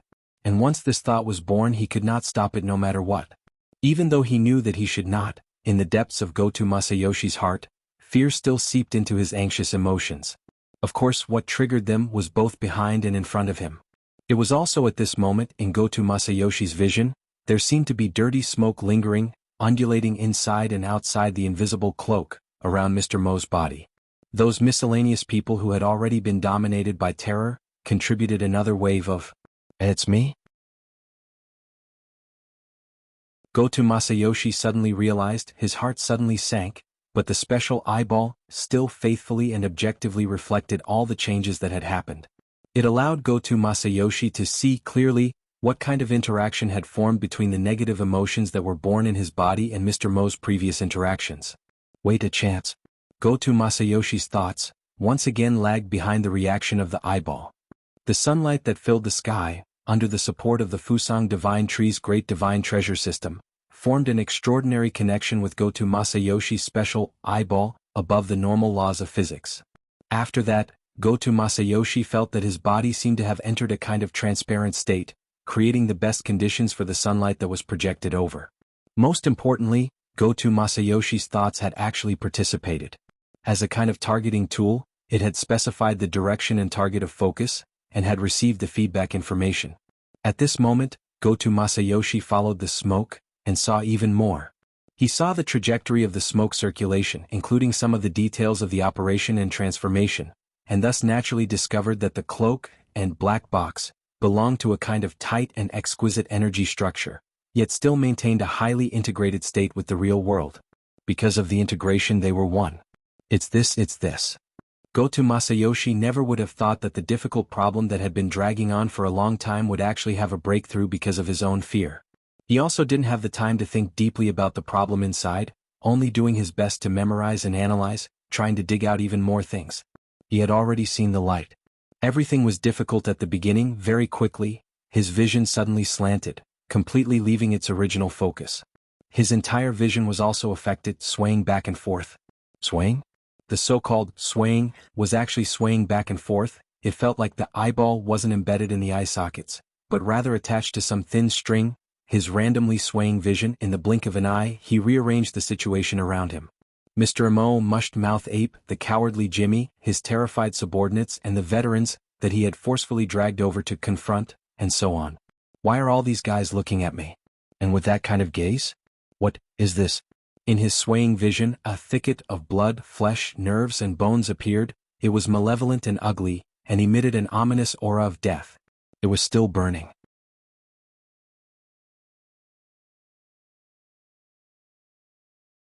Chapter 873. Goto Masayoshi could see that at the top of the burning bush, there was two fruits. On it, there were intermittent embossed lines surrounding it, some thick, some thin, some green, some red. That was blood vessels. His consciousness trembled violently. His thoughts and the veins in his blood vessels merged together, and he suddenly understood what the fruit on the bushes was. That was his eyeballs. At least in name, they belonged to him. The two eyeballs reflected each other, combining with the flesh, bones, and nerve functions at the back, piecing together a complete field of vision, and also reflecting the truth. That was the bloody truth that Goto Masayoshi would never be able to experience under the framework of being a human. At this moment, all of Goto Masayoshi's mind was smeared with strange and dazzling colors. There was no logical relationship between each color, and that was the color of collapse. Even so, Goto Masayoshi was still attracted by this pair of eyeballs, and he could clearly see that the smoke of his negative emotions was wrapped by the essence of his flesh and blood. A part of it was left in the burning bush, which was also the rule system of the great Fusang Divine Tree. It was the accumulated heat of the sunlight that couldn't be used, and it was the final, meaningless venting.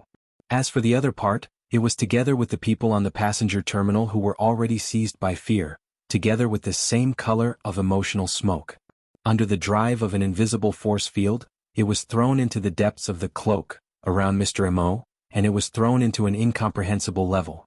Although it was incomprehensible, he finally saw it. The pitiful quality that belonged to him was twisted, torn, and completely evaporated in the cracks of the opposing rules. The last of his rationality ended here. Go to Masayoshi had no meaning left, and what was left was only the burning flesh, bones and nerves. And these very quickly lost the outline of the human organs in the flames. Only that pair of eyeballs, that were still filled with blood, were shaking in the flames, emitting a demonic light. And it was also at this moment that the passenger terminal finally rang with a scream. The heavenly citizens that surrounded the area were certainly a collection of violent people from Ban City, and there was no lack of ability users among them. But when this scene unfolded in front of their eyes, it still broke the nerves of quite a number of people. They had been soaked in fear for too long, and they just lacked a trigger that would allow them to collapse. Plop plop. In the chaos, some people were directly pushed into the lake, subconsciously struggling, and even dragged their companions down with them.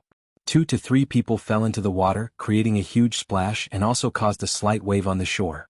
The undulating waves naturally spread along the embankment. Some of them even slapped a thick thigh covered in scales and fine hair on the side. A part of the deep purple mouth and a part of it and a part of it, a part. A part of the thin smoke flowed in and out as if there was a high temperature and poison intertwined. A part of it. A part. A part. A part. Thin wisps of smoke flowed in and out of the deep purple slit. It was as if high temperature and poison were intertwining with each other as the lava saliva spurted out. Ah! It was unknown who took the lead, but a group of violent people scattered in all directions. At the same time, more people were knocked into the lake, and as they struggled and screamed in the water, what little order there was fell apart. It's a little ugly. In the virtual ring venue, the Pope of the 100 Collections sighed, looking a little disappointed. No, it's very pretty. Constance Dollar continued the conversation with the Pope of the 100 Collections. This was not a deliberate bickering. At this time, among the various audiences who were watching this live broadcast, a considerable part of them were in favor of Ms. Dollar. What they were watching, of course, was not the chaotic and vexed heavenly citizens on the distant dock, but the entanglement and collision of Mr. Mo's cloak and the forest of burning flesh and bones in the process. Both were creations of special rules. They clashed with each other and penetrated each other, but neither of them was completely successful. This was a confrontation at the transcendent level, but because it was a live broadcast, the corresponding turbulence in the abyss could not be seen. However, it was precisely this half-concealed, half-restrained wrestling that made it all the more obvious. Every audience member, or at least every extraordinaire, had their own guesses. The vast majority of them kept their thoughts to themselves, but there would always be people who would express a very special kind of expression. This Mr. Mo seems to be a gentle person. As a world-famous fashionista, Xiao Saido's voice was quite gentle, but the meaning was even more subtle. Don't you prefer the tough type? Someone asked. Xiao Saido did not mind and continued, don't you think so? Up until now, the Pope of the 100 Collections has exhausted nearly 40 rounds of rule changes, burning up the last bit of material carrier, but still unable to find out Mr. Mo's background. Is that so? The Pope of the 100 Collections laughed very sincerely. In Ban City, under the cover of the Fusang Divine Tree System, Mr. Mo can still control it to this extent. It's amazing. Fine control is only the most basic description. The concealment and concealment ability formed from this is the most amazing. 5 out of 7, 6 out of 7. After a few seconds of silence, Vice President Marin coughed. Gentle, what is the definition of gentle? Smiling, Xiao Saido stretched out his hand and drew an outline in front of him that was quite similar to Mr. Mo's. With Mr. Mo's ability to conceal his presence and restrain his psychic waves, as long as he doesn't want to show himself, the Pope of the 100 Collections wouldn't be able to catch his shadow even if he had 10 pairs of eyes. But he still showed himself. What? At least from what I've seen and understood so far, he's standing up for his subordinates and partners who are in trouble. He's providing them with protection and support, and he's not hesitating to put himself in danger. This way of doing things, isn't this a gentle heart? Xiao Saido's embellishment sounded very praiseworthy and high praise, but anyone who knew him well would feel a cold slippery snake wriggling in their ears and chest. How does the Pope of the 100 Collections do things? Even Dr. Pan could figure out the meaning behind it. Faint boos and laughter could be heard in the hall. Xiao Saido accepted it calmly. He didn't want to hide it anyway. He was 6,000 or 7,000 kilometers away from Ban City. No matter what, he wouldn't be able to get the first prize. In that case, it would be more interesting to make the situation more chaotic. But the problem was, would Mr. Mo, who seemed to have popped out of a rock, really do what Xiao Saito analyzed? Would the Pope of the 100 Collections and the Amaterasu Order under his rule believe in this judgment? Interesting angle. The Pope of the 100 Collections' tone didn't have any interesting reaction at all. The smile on his face had faded, and under his bald head, his entire face was indifferent. You might as well think of a few more good ideas like this. Just one: I can't entrust the foundation of Ban City to this so-called gentle heart. It was obvious from his words that the Amaterasu Order, or at least the Pope of the 100 Collections, wasn't too willing to go against this Mr. Mo in Ban City. As for True God Qianju, well, he might already be rubbing his palms together. At least for now, the Pope of the 100 Collections was still steering the ship, very quietly and honestly asking for opinions. Are there any other possibilities? Why would such a person appear in front of people at this time, at this moment, in this way? This is a question that I can't answer no matter how much I think about it. Why don't you all give me some suggestions? That's right, why? Intentional, unintentional, active, forced. These high-end ability users with rich experience could easily think of dozens or even hundreds of possibilities.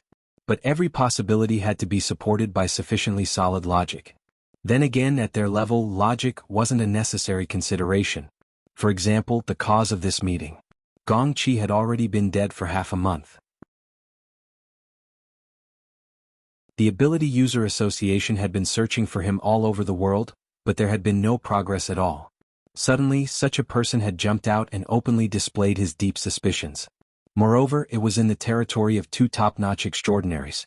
What logic was there to speak of in this? What do you think is going on? Dr. Pan tried to discuss with Tianbang again. But this time, Tianbang didn't join the conversation. Coincidentally, an order had entered his mind through the channel of the health pod. Major General Tian, the meeting hopes to understand the information related to the Blood Flame Order in the Jin Tong incident. Please be prepared to speak. 6 out of 7 was not enough. Was this a 7 out of 7? In the end, there were still people who couldn't stay idle within the restraint faction. The first thing Tianbang reflected upon was his own self-control. Then he considered on an even broader level. Mr. Mo's sudden appearance meant that there was nothing else he could do aside from the Blood Flame Order as a clue. The Blood Flame Order was a secret order. Actually, it had been a rather well-known organization in the inner world for several decades. Everyone knew the ins and outs of the order. There wasn't much meaning in digging further. But if he could solidify the relationship between Luo Nan and the Blood Flame Order, then the monotonous clues would immediately be plentiful and three-dimensional. Back then, the Hill of Bones in the seas outside of Xia City had long since spread into the eyes of millions and millions of ability users in the inner world along with the broadcast signal. Was there a lack of 2 or 3 people among them? Which big shot of the military wanted to decisively take a side? Or perhaps this was a higher level of sitting on top of the mountain to watch the tigers fight. Hey, it was fine to show one's stance, but did they ask for the opinions of others? Tianbang reflected upon himself for the second time. Was it because he had been acting far too easy to bully in the outside world? So much so that any random Tom, Dick, or Harry dared to use him as a gun. Dr. Pan. Have you checked the communication privileges of the experimental center recently? This I'm not too sure. What's wrong? There's a spam message coming in. You guys are quite open-minded. Tianbang used his own privileges to form an overlay as he spoke. He adjusted it to the highest level of non-combat readiness. It wasn't to the extent of cutting off internal and external communications, but at the very least, there needed to be some sort of identity verification. Of course, he was currently in the midst of a human experiment. The verification work was handed over to his young but reliable aide, Lieutenant Colonel Zhu Ling, to handle. As for the spam message in front of him, what was the point of mentioning it? Having done all this, Tianbang magnanimously became a spectator. Oh, there was also that speech. Things like bioelectricity disorder and memory errors were far too common during the human experiment phase. There was really nothing that could be done. The corner of Tianbang's mouth twitched when Mr. Mo's thin and sickly face revealed a clear smile over at Osaka City. He extended his hand like he was plucking a fruit. He pinched one of the eyeballs within the flames of the thicket that was about to be completely burned away. I can study it for a bit. Wow. There was no telling how many people in the circular hall exclaimed at this moment. Most of them couldn't tell how many marvelous and subtle operations Mr. Mo's seemingly simple action had to be performed on the transcendent level. In any case, Mr. Mo had indeed plucked a fruit and pinched it with 3 fingers. But that wasn't the end. He raised his head again.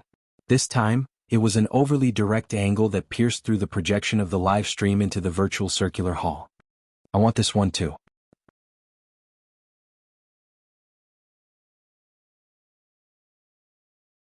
Chapter 874. What does he want? Has he discovered us? The higher the concealment ability of Mr. Mo's cloak, the more penetrative the light from his eyes, which were the windows of his soul. They were separated by thousands or even tens of thousands of kilometers, and the boundary between the virtual and the real lay between them. However, at this moment, a similar thought flashed through the minds of most of the audience in the virtual venue. It had nothing to do with logic. It was just their first feeling. However, the feeling didn't last long. While their thoughts were in turmoil, Mr. Mo's eyes remained fixed, and his body didn't move. The gigantic bloody fiend behind him had already made the clearest move. At this moment, the mushed-mouth ape moved from stillness to a great extent and at a great speed. It was to the extent that its enormous body was like a liquid, or like a wave of light that had broken through the barrier of a solid wall. The filthy color of blood mostly covered the glitter of the light wave, but the elements contained inside were even more complicated. It seemed that a violent chemical reaction was taking place inside the bloody light and between it and the materials in the outside world. The camera shot from Captain Jimmy's perspective was instantly polluted by the bloody light. The irregular halos and spots obscured most of the details there. F***CK. In the virtual venue, several people blurted out their catchphrases. The problem was that the terrible effect of the live stream did not improve because of their curses. On the contrary, the bloodstains, halos, and spots were still unscrupulously expanding, smearing and polluting their visual field. In the end, they almost lost the meaning of analysis. There were only deformed bloodstains that interweaved into twisted and ever-changing patterns that were changing rapidly. The problem of the live stream continued to worsen, and there was no sign of it getting better. What's going on? At this moment, even Marlin and the others on the circular conference table couldn't hold back anymore. President Abner, on the other hand, quickly made a judgment. It seems that the operation team is under attack. As he spoke, he looked at the Pope of 100 Communities. He was probably the only one among all the participants who had multiple perspectives. However, the Pope was still indifferent, and he seemed to be in a trance if one looked closely. He didn't respond to Abner's gaze at all. Abner shook his head slightly and turned around to consult a key person who was only separated from him by Marlin and hadn't spoken much. Chairman Mao, should we ensure the quality of the live broadcast? The so-called Director Mao was probably the most casually dressed person at the scene. He was sitting behind the conference table, and only a red and green floral shirt could be seen on his upper body. A pair of aviator sunglasses hung around his neck. It was as if he was projecting the beautiful scenery of the Sunshine Coast. One could imagine what the lower half of his body looked like. This was the truth. Not only was this Director Mao a veteran extraordinaire, he was also an independent director of Quantum Holdings in the secular world and the main liaison for the Deep Blue Project. He was practically the highest representative of Quantum Holdings in the inner world. However, unfortunately, he was currently on vacation and was in the Gold Coast. He was forced to attend the meeting, so he was somewhat unwilling and yawned non-stop. However, at this moment his expression finally tensed up.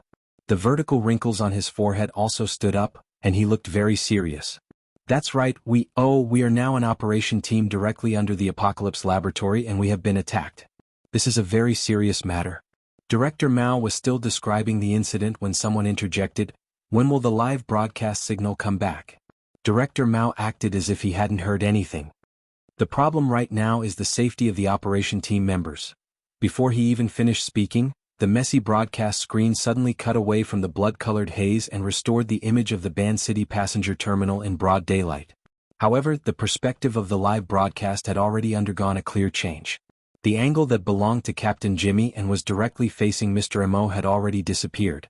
To be more precise, it was in the form of a painting within a painting. It had shrunk to a small area in the upper right corner, and what appeared on the main screen was a side view from the lake surface to the terminal. From this angle, only half of Mr. Mo's back and shoulders could be seen as he sat in a wheelchair. There was also the ever-expanding anomaly that had already lost its flesh and was more like a translucent bubble of lava than an area of 20 square meters in front of him. F***CK, what is that? The mushed-mouth ape? The answer was right in front of them, but none of the audience dared to confirm it.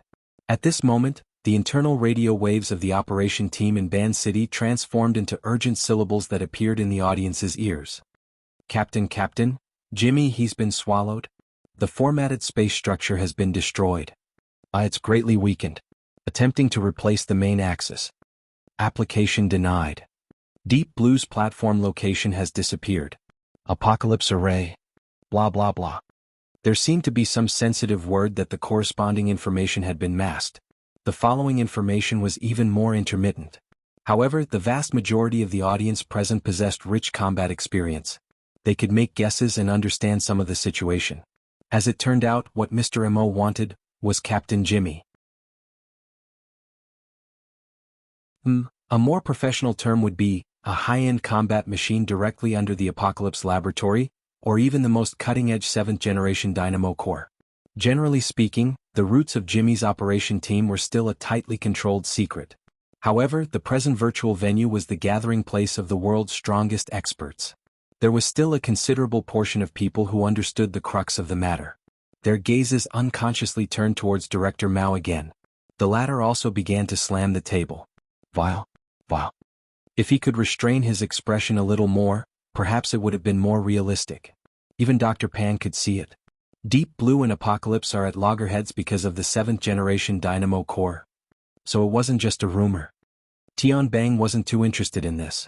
He was more concerned about the details displayed in the live broadcast. At present, the operation team had clearly fallen into an extremely awkward situation. The captain had been swallowed, and the formatted space had fallen into a leaderless state. It had to be rearranged, but the following situation didn't seem quite right. As a top-notch burner, Tian Bang very quickly discovered the abnormality from the operation team's password. Why can't the main axis be replaced? The authority of the commander should be handed over in sequence.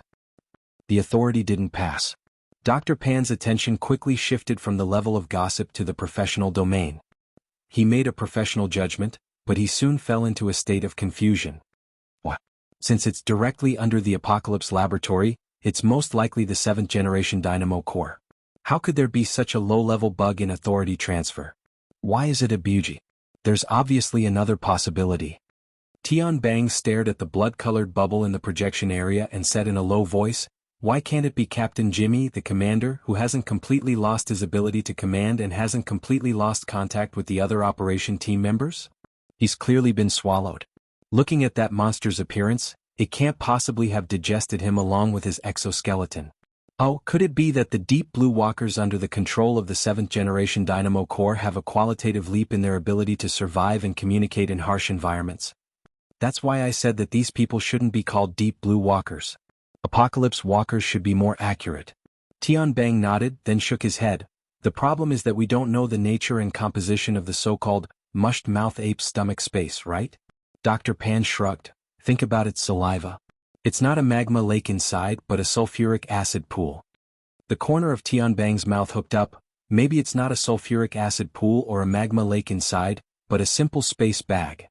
At least looking at it right now, I can't recognize that fellow. There's no similarity between that fellow and ape or lava. At this time, from the perspective of the live broadcast, the blood-colored bubble that had swallowed Captain Jimmy seemed to have passed its peak period of transformation and was beginning to shrink. But its composition, at least in terms of density, didn't conform to people's logical understanding. It naturally became denser and denser. On the contrary, the blood-colored light was becoming thinner and thinner. Many times, a portion of the area would become somewhat transparent after a burst of undulations. It was like an illusory soap bubble. It seemed as if it could be blown away with a single breath. But the problem was that after the initial panic, the operation team had already begun a limited counterattack. All physical and energy ammunition were directed towards the blood-colored bubble. At least 5 Deep Blue walkers launched their attacks from the surface of the lake, from the sky, and from the distant commanding heights. The firepower interweaved into a net and converged at the visible weak points of the bubble. It seemed as if they wanted to rescue their own captain. But Mr. M.O., the instigator of everything, wasn't affected in the slightest. It seemed as if he was directly judged as a passerby. This passerby also didn't have any intention of interfering. He only played with the fruit he had just plucked with his fingertips. He allowed the astonishing firepower of the deep blue walkers to pour down on the increasingly weak, blood-colored bubble. The problem was whether it was the metal bullets, high-explosive gunpowder, or energy blasts, regardless of whether they were supported by the format of fire, all of them were like clay oxen entering the sea after entering the blood-colored bubble. They disappeared without a sound. Tian Bang said decisively, "This is absolutely not the structural model of a flesh and blood body. This fellow is highly energized. And then? It's relatively easy to mold. It's a natural building material." Dr. Pan was simply repeating Mr. Mo's previous description. This was also the only basis. Tian Bang asked, "What is a highly malleable energized building material used to construct?" Before his voice fell, the blood-colored bubble really did turn into a soap bubble in the live broadcast. It burst noiselessly in a form that didn't have any texture. The howling net of firepower directly pierced through the pier's walkway in the area it had originally covered. It conveniently tore apart the 7 or 8 cars parked behind it. For a time, the sound of explosions rang incessantly. Gravel splashed in all directions, forcing the nearby veteran and the others to nearly jump into the lake. It was a belated display, but it was meaningless. The mushed-mouthed ape disappeared along with the blood-colored bubble. At the same time, the fully armed Captain Jimmy also disappeared. That 300-kilogram top-notch creation that was a combination of man and machine had disappeared without a trace. Yes, disappeared. Tian Bang felt that this was the most accurate way to describe it. He couldn't experience any of the so-called devouring texture. He only felt that this was a magic show that had occurred in front of the world's apex powerhouses. Captain Jimmy himself wasn't much, but he was the embodiment of the Apocalypse Laboratory's most cutting-edge research results. Had all traces of its existence been erased just like that? Tian Bang only felt that this was too absurd. At this time, it was Director Mao in the flowery shirt who knocked on the virtual ring-shaped conference table with a deafening sound. "This is a disgrace. This is an extraordinary humiliation. Why the hell are we still doing a live broadcast?" The live broadcast screen began to blur as if it had heard his command. It looked as if the signal was about to be cut off. At this moment, someone sitting one person away from him also knocked on the table. "Continue?"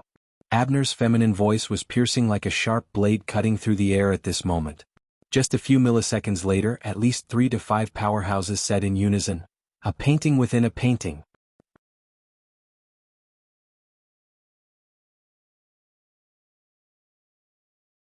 Chapter 875. It turned out that among people of the same level, there were some who were sharper than others. Similarly, there were also some who were more reserved. If not for Director Mao's order to cut off the signal, even if the extraordinary audience had seen through the trick, they wouldn't have exposed the truth in a tone that bordered on losing their composure in public. In front of the circular conference table, Director Mao spread his hands innocently. Under the high-resolution projection effect, the well-developed hairs on his forearms were clearly visible. But in the eyes of many, this extraordinary businessman, who was even more successful than Buhuan Gold back then, had sinister thoughts that were much more complicated than superficial hair. After being reminded, most of the participants stared at the small picture-in-picture area in the upper right corner of the live broadcast and quickly captured the most crucial information. Captain Jimmy, who had clearly disappeared, had retreated to a corner of the live broadcast, but the filthy perspective that was presented in the form of a picture-in-picture was still there. It was still the same blood-colored spots that were twisted and densely woven. There was no entry point for analysis, but it was still changing and had some sort of vitality. This existence alone had already formed a contradiction with the reality that it had disappeared. And if combined with the goal that people had been discussing and scheming about, it would quickly transform into a predictable explosive point. Captain Jimmy had disappeared from this world, but he still existed. So where did he exist? Zoom in, zoom in. People like General Kenny, who had gone crazy, had already begun to bang the table and jeer, demanding that the live broadcast switch the small area of the picture-in-picture back to the main perspective. His request had not been met. In fact, it was a little presumptuous to obtain more information through a simple live broadcast. Dr. Pan, for example, had his eyes almost popped out of their sockets. He even used the laboratory resources to strip down the transmitted data from the live broadcast and perform corresponding analysis, but he still couldn't find any pattern. He asked Tian Bang again, and the latter, who was trying to imagine Captain Jimmy's current situation, hesitantly said, "The only thing I can be sure of is that Jimmy's perspective changes greatly, which is completely different from the previous static view of the live broadcast. Extrapolating from normal environmental conditions, he should be moving or even rolling. But if there really is a there, a normal environment should be an extravagant hope. And then? You're already making wild guesses. How can there be anything else? In fact, Tianbang had other ideas. The changes in the shape of the blood-colored spots, including the brightness and dimming of the luminosity, and even the ripples caused by the signal interference, there should be some room for further analysis in the future. Perhaps it would be more appropriate to use the recently popular configuration theory? But no matter what, he had to have first-hand information. As for where the first-hand information was, it obviously depended on the provider of the live stream service. If Tianbang could think of it, the others could as well. Chairman Mao, what do you think? President Abner returned to his usual feminine tone. He was neither too fast nor too slow, showing his respectful attitude. Director Mao didn't even blink as he replied non-stop, "I've said it before, this is definitely a vile incident." The Apocalypse Laboratories team stationed in Ban City was hired by the Star Alliance to take on the mission of attacking the cultists. Attacking them was undoubtedly a crime. As partners in all aspects of the Apocalypse experiment, we will communicate with each other. We must quickly reach a consensus and take action against this so-called Mr. M.O., who slaughters the innocent. It was rare that President Abner had the patience to listen to his long-winded speech, or maybe it was because Director Mao spoke too quickly, but he finally found a gap to cut in. I'm talking about the picture-in-picture. Picture-in-picture? Director Mao appeared to be out of sorts, and didn't seem to be following President Abner's train of thought. The latter smiled and directly pointed it out. Director Mao, Captain Jimmy's perspective is still there, isn't it? He seems to still exist in a certain area, and maintains signal contact with the outside world. Of course, we don't know if this is purely a signal from the equipment or if it's good news that both the human and the computer are still there. But before the results are confirmed, we should. In fact, everyone has more positive expectations. Director Mao looked around. Sure enough, there were only two types of people in the virtual venue: those staring at the live stream and those staring at him. These people cast the so-called positive expectations gaze at him. Their eyes were bright and burning. Speaking of which, when he voted in favor of sharing the live stream resources, he didn't expect this situation at all. After a rare second of hesitation, Director Mao followed Abner's rhythm with some reluctance. It would be great if that's the case, but we don't have the information to support it at the moment. President Abner pressed close. There will be. The Apocalypse Lab should have it. As a comprehensive partner, be it Quantum Corporation, the Deep Blue Lab, or the Ability User Society, we are all willing to contribute and jointly decipher this information. Director Mao's expression was solemn. The wrinkles on his forehead and between his eyebrows formed across again as he tried to find his rhythm. Of course, we wouldn't have provided the corresponding live stream service otherwise. As everyone can see, the price is heavy. Speaking of which, at a time like this, the efficiency must be higher if we directly face the key issues and key people. Pope of the 100 Collections, what do you think? This was an excellent shift of the ball, and the method of blurring the focus was excellent. The participants began to look in all directions and listen in all directions. At the same time, they paid attention to the size of the live stream as well as the topic of conversation in the venue, for fear of missing a crucial detail. The Pope of the 100 Collections was also smiling, but he also took a longer time to respond. That's why I've been asking for everyone's opinion. Now that things have come to this, is Mr. Amo being driven by a tender heart, or is he trying to declare something? Only by unraveling this riddle will we be able to take corresponding actions later on. Because of Director Mao, the live stream provided by Deep Blue, and the Apocalypse Lab, as well as the collected information and data, we might have found an opportunity to crack this riddle. Alright, it was back to square one again. Director Mao was sure that he had been cruelly surrounded, but he couldn't blame anyone else. After witnessing the unexpected harvest of the picture-in-picture, his greed had arisen on the spur of the moment, and it had aroused public anger. Again, who would have expected that Mr. M.O. would actually make such a big mistake, and present the place that everyone coveted in front of everyone in such a manner? It was that place without a doubt, right? Up until now, all the heavyweight conclusions were just inferences. But the continuous changes in events, although not to the point of being a solid hammer, were still like the chisels in the hands of craftsmen, knocking down the originally thick and heavy barrier bit by bit, exposing the outline of the truth. From now on, all that was needed was a little bit of imagination to more or less sketch out the entire truth. It was precisely this little bit that made the high-end people present wary, but it also inevitably stimulated gambling-like expectations. At times like this, as long as they were a little bit earlier than others, Captain Jimmy, who was a little bit earlier, and the Apocalypse Lab behind him, thus became the target of everyone's jealousy. Director Mao couldn't cut it in time, and couldn't cut it, so he naturally became the target of focus fire. Now, apart from throwing up his hands, he could only say some strange words and mock himself. You've gone around in such a big circle, but you can't even strangle someone to death with a knot. Why bother? Besides, he's right there. Just ask him directly. There was a sudden momentary silence in the virtual venue. Director Mao's words actually didn't have the effect of striking a blow to the head. They were just absurd. Would Mr. Mo pay attention to you directly if you asked him directly? But on further thought, if he didn't pay attention, why would he openly expose himself? For a moment, the venue was filled with hesitation. A considerable number of them looked at one another, till someone ventured, "Why don't we have a talk? Talk about how to take Gong Chi's old life." "Shut up, you old bastard. Let's talk about serious business." "Who's going to talk?" At this moment, the operation team's rescue operation had already lost its meaning. A few deep blue walkers stopped. They stopped at the scene of the incident with a dignified and awkward posture. Stopping was already like this, so there was no need to mention going forward to talk. If they forced it, it might be another Captain Jimmy. As for the last person to talk to Mr. Mo, Goto Masayoshi, he had already died without a complete corpse. The surrounding Heavenly Nations people had also pretty much dispersed. Looking around, there was actually no one suitable to talk to Mr. Mo in the vicinity of the passenger terminal. It really isn't easy to find someone. Their status isn't equal. The Pope of Baiji rubbed his bald head and smiled amiably. "Why don't I go ask?" Someone immediately objected, "Don't. It was so unpleasant just now. It won't look good if we fight again because of a disagreement." Of course, the synchronized translation of the participants was, "What if you take the opportunity to secretly give it to him?" That being said, if the Pope of Baiji wanted to take the initiative to communicate with Mr. Mo, no one present could stop him. Perhaps it had already begun.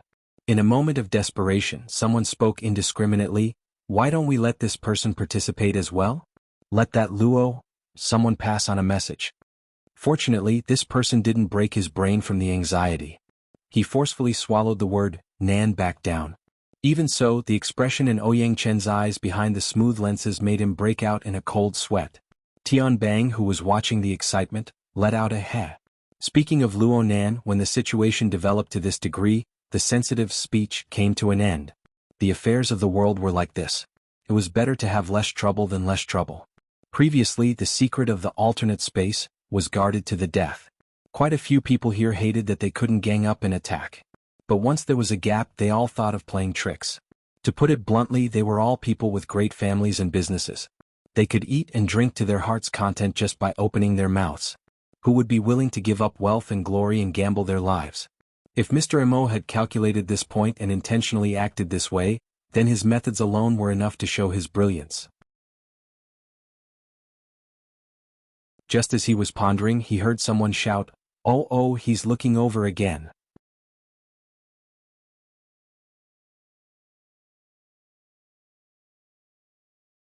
Chapter 876. Everyone's gazes turned to the live broadcast at the same time, but soon intermittent boos rang out. The reason was simple. The one looking over wasn't Mr. Mo, who had been a passerby for a long time, but the female assistant behind him. The first person to issue a warning was an extraordinaire. Even in the circle of his own kind, being directly looked down upon like this was quite humiliating. It was hard to avoid a few retorts. "Are you all blind? What did Mr. Mo just tell her?" "Is that so?" "It seems so." Someone testified. Mr. Mo had indeed called out to Yin Lu, and the latter had bent down to listen carefully. Since it was a side view, it was impossible to see what he had instructed her. But in a few seconds, Yin Lu straightened her body and turned her head slightly, giving the camera a clearer view of her side profile. The camera and the line of sight were at the wrong angle, but it was obvious that Yin Lu was looking in his direction. At this moment, Mr. Mo nodded to the veteran in the distance. He extended his thumb and pinky and made a hand gesture, indicating that he had something to do.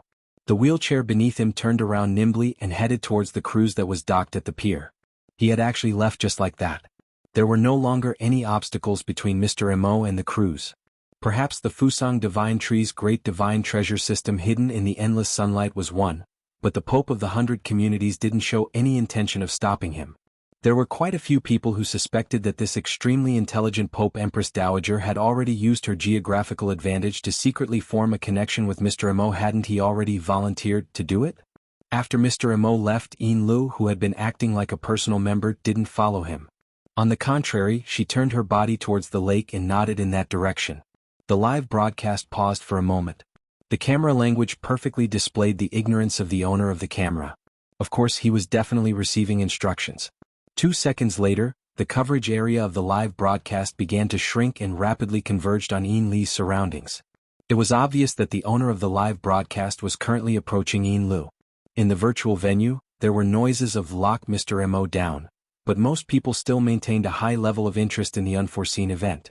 In the end, the camera gave Yin Lu a close-up. From this moment on, the second-in-command of the Blood Flame Order, who only had a little fame in the inner world, had entered the sights of at least 2/5 of the extraordinaries in the world. However, her eyes were still a little out of focus. She didn't seem to understand Mr. Mo's arrangement, nor did she know anything about the live broadcast. She was just a narrator. What Sir means is that you can start bidding now. The virtual venue was silent for a short period of time. A considerable number of people looked at each other and exchanged glances. And on a level that was invisible to the audience, the information exchanged in secret should be 1,000 times more than this. With great difficulty, someone finally followed up, "That's direct enough. Are you sure he didn't participate?" Or perhaps, the vast majority of people added a connection in their minds. Their gazes, whether direct or indirect, revolved around Ouyang Qin and Her Majesty Empress Wu. Unfortunately, there was no response. Yinla didn't explain further after that. Instead, she turned to the veterans and comforted them. In the blink of an eye, the amount of energy and tongue spent on this had already exceeded the so-called announcement of the price. Moreover, the difference was still growing. This also made all the participants certain that they couldn't obtain any more information from the live broadcast. What made them even more annoyed was that the most crucial picture-in-picture had stopped. It was as if an absurd play had suddenly come to an end. The abstract changes that could cause the imaginations of the extraordinaries present to run wild had suddenly locked onto a single instant. Even if all the participants' gazes were focused on it, they couldn't move it even a little bit. Several seconds later, that small window turned into an irritating snowflake noise that drowned out the last bit of people's thoughts. F***CK, this is provocation. Someone slammed the table and stood up. His stocky figure looked extremely intimidating, but unfortunately there were only a few who responded. The vast majority of people's thoughts were far from reaching the point where they needed to display extreme emotions. They only grew like weeds and flew around like mosquitoes. What's the meaning of this? Is he trying to show that he can control the transmission of information from the alternate dimension? Why is he in such a hurry to show this? Is he tired of living? Does he really want us to bid that alternate dimension? Cooperation and development? That's so smart. Is he overthinking things? Maybe he's simply saying this to that operation team, to the people behind them. He's saying that he wants to use money to redeem them. Inside and outside the venue, the interaction between many people and many levels continued to heat up. However, the significance of the virtual venue itself wasn't that important anymore. I need to reflect on how a mere appraisal meeting has come to this stage. Amidst the buzzing noise of the virtual venue, President Abner gently stroked the yellow beard on his cheek. He maintained a state of communication with Director Mao on Marlin's side, but the topic of conversation changed extremely quickly. The broadcast from T-City has stopped, but I heard that Kadru's soul has returned to his body. No matter what he does, he's still a member of the society. Today his soul was heavily injured and the consequences are hard to predict. The society has to do something about it. In a private conversation, Director Mao was much more frank this time. Well, we're the ones who contacted Kadru. As the person directly responsible, we're the ones who can't shirk the responsibility. Don't even think about it. We definitely won't let such important research material go. Is it Chanchi who's not letting it go, or is it Deep Blue who's not letting it go? We can discuss this issue after the meeting. President Abner laughed. Why do we have to discuss after the meeting? Of course it's not good to end it in a hurry. Why don't we take a break first? The last sentence was directly transmitted to the ears of every participant. Take a break? At present, the situation has already exceeded the scope of the original topic of the meeting. Due to the limitations of the conditions, there are still many people who haven't had the time to attend the meeting and participate in the discussion. For example, His Excellency the Priestess of the Order of Justice. Why don't we take a break for now? Tomorrow or perhaps a few days later we can discuss it again. Most of the participants were somewhat tempted. In reality, there were indeed many people who needed to gather their scattered thoughts. They also needed some time and space to settle their thoughts. But then again, if the meeting was adjourned, there was no doubt that it would give some of the true bigwigs the opportunity to form alliances. Perhaps the entire situation would be completely different during the next meeting. It was even uncertain whether there would be a second half of the meeting.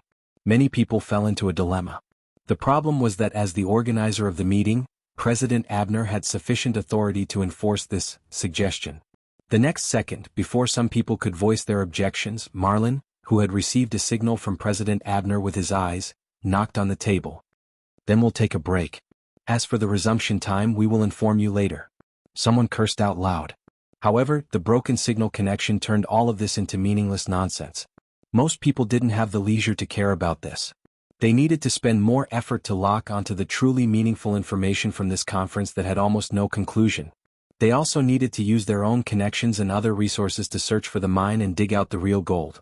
Of course, for some people who currently had first-hand information, it would be even better if they could seize the opportunity to capture a new entry point. The plans of the higher-ups always needed to be executed by the people at the bottom. Right now, in the operation team at North Mountain Lake, Team Deputy Mend had received the latest order. This order bypassed their direct superior, Supervisor Bai, who did not really fulfill her responsibilities, and directly took command through the internal authority channel. Lock the original format space, settings and captain's main authority. Activate full sensory mode. Until there is a clear change of command, maintain this state. Mend confirmed his new supervisor. At the same time, he also confirmed that this old superior, who was slightly younger than him, was still in a bad mood. Therefore, he first opened his mouth to accept the order. After a while, he carefully added, Supervisor Yen, currently the Apocalypse Array can no longer detect Captain Jimmy's signal. I'm afraid we won't be able to hold on here for too long.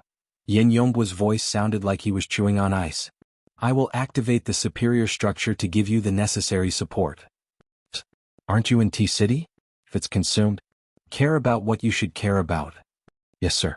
Men subconsciously straightened his back, causing the entire Deep Blue Walker to buzz. At the same time, the 7th-generation dynamo core that was deeply implanted in his brain and spinal nervous system emitted a clear electrical signal. It actively connected to the archetype format hub of him and all the other team members around him. A layer of faint yet real and wonderful structure spread out from the distant void. It also seemed to be growing from the inside out.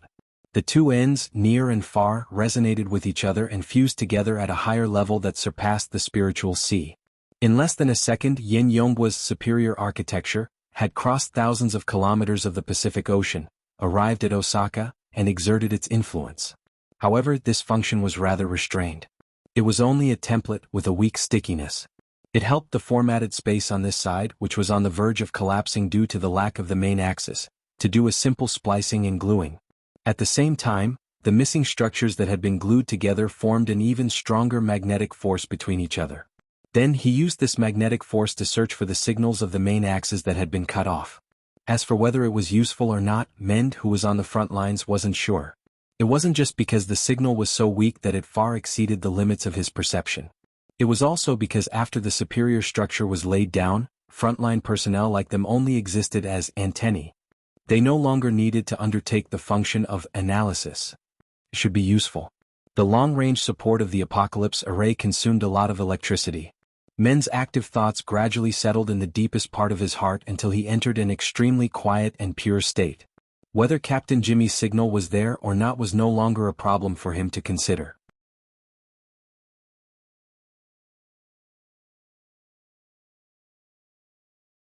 Chapter 877. At the intersection of a certain residential area in Nade District, a black nanny van was parked by the roadside with its engine off. However, Hai Jing, who was in the driver's seat, was not idle at all. Other than answering phone calls, he was adjusting his schedule. When he finally had a chance to catch his breath, he looked at his watch. It was almost 5 minutes past the agreed time. He sighed and made another call. Emoya. Open the door. The door at the back opened, and Emoya stepped in with her handbag and sat in her seat. However, the other seats were empty. She and Hai Jing were the only two people in the car. Emoya tied up her hair and asked, "Where are the others?" Meng Fei took them to the venue first. Unlike some people who are 10 times lazier after one trip to the music festival. By the way, is there a guest at home? Huh? I saw people coming in and out of your house. Who would come to visit in the middle of the afternoon? A bunch of annoying people. Let's go. It was rare for Emoya to be agitated. Hai Jing didn't ask any more questions. He started the car and changed the topic. Just now, the company's IT department came to ask about a bug in your personal information retrieval system. It's probably a bug in the SCA's debugging system. Next week's event won't be easy. I happen to be working there, so why don't you let me know? Emoya?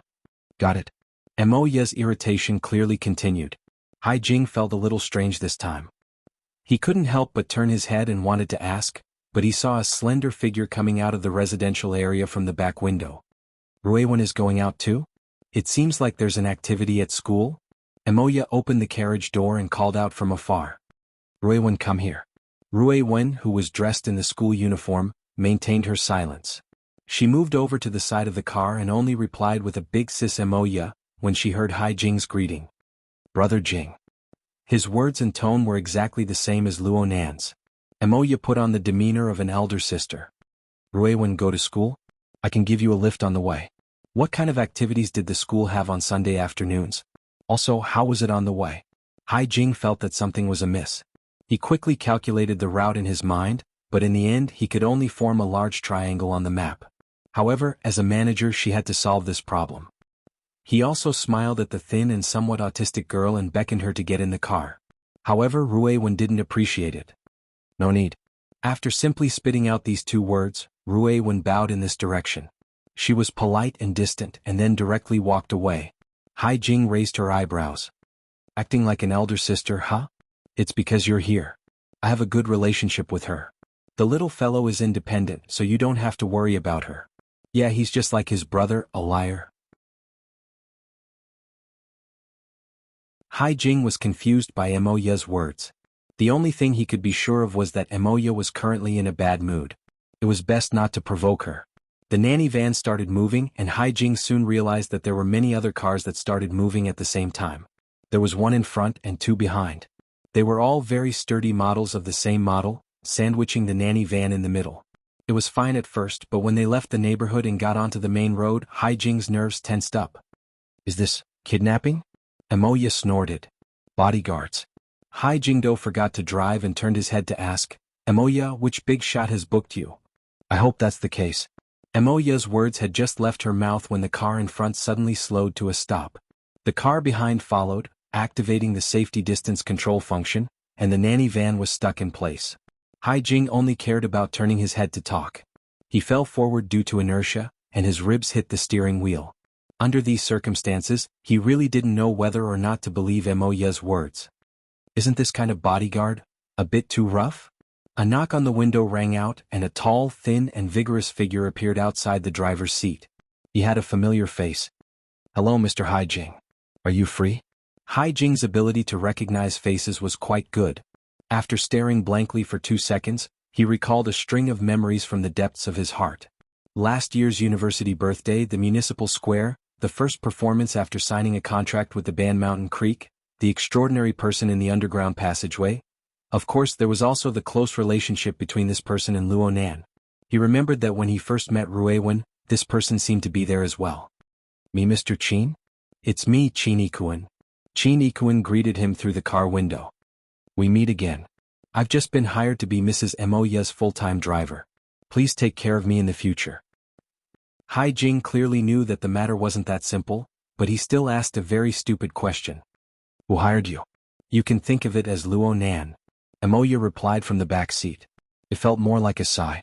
The nanny car started up once more, and Hai Jing had already switched from the driver's seat to the front passenger seat in a daze. As a manager, he wanted to get to the bottom of things, but he didn't know where to start. As his line of sight shifted back and forth, he suddenly saw Ruiwen, who had just left coldly, burying her head into another flying car near the entrance of the residential district. It was a sports car with a more distinctive style. The sports car quickly started up and soon it ran alongside them. The driver of the car even pressed down the window to greet them. "Teacher Cat Eyes?" Cat Eyes gave him a smile from the driver's seat. The car sped up, leaving the fleet of cars behind in the blink of an eye. For some people, the world has already changed. It's quite troublesome to adapt to it. But in this sort of situation, they still want to hide it from everyone, especially from their family. This is undoubtedly making things awkward. It's meaningless. Cat Eyes' current state wasn't all that great after being tormented by her boss for quite a while in the wee hours of the morning. She let the car go into autopilot mode after entering the high-speed magnetic rail. She simply curled up in her seat and chatted with Ruewen. "You also feel that it's very inconvenient, right? As long as those bureaucrats don't make mistakes, they won't be afraid to do things. So they lick up especially hard. It's very disgusting." Ruewen sat quietly in the front passenger seat, not responding to this sort of topic. Cat Eyes didn't mind either. Over there was the big boss and over here was the small boss. The more she interacted with them, the more she knew that these two were unfathomable freaks. Of course, the small boss was a bit cuter. Cat Eyes reached out her hand to touch Ruewen's jade-like face as she thought this.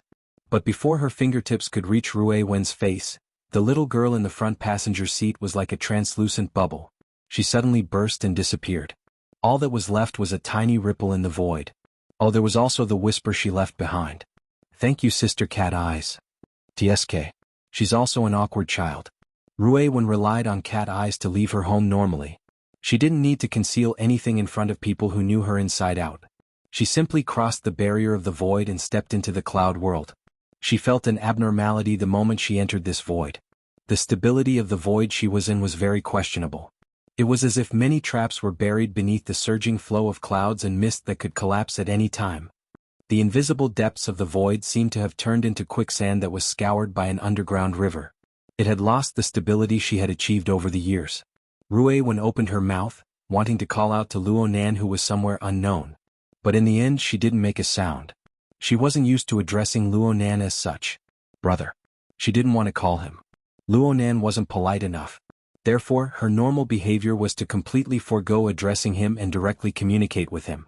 The transmission of sound waves was actually the least effective in the current situation. Ruewen was more used to using her mental senses to capture Luonan's location and directly teleport over. But the current situation didn't seem to be suitable. Ruewen suppressed the power she was used to. She simply pondered for a moment before turning her body. She didn't circle around the half-collapsed void traps. Instead, she directly plunged into them, allowing her body to sink into the depths of the unfathomable region. Ruewen entered the misty maze in the next second. The void barrier, which originally required the strength of an extraordinary to go all out in order to blast open, had already turned into a nearly rotten wooden board. Anyone could casually enter.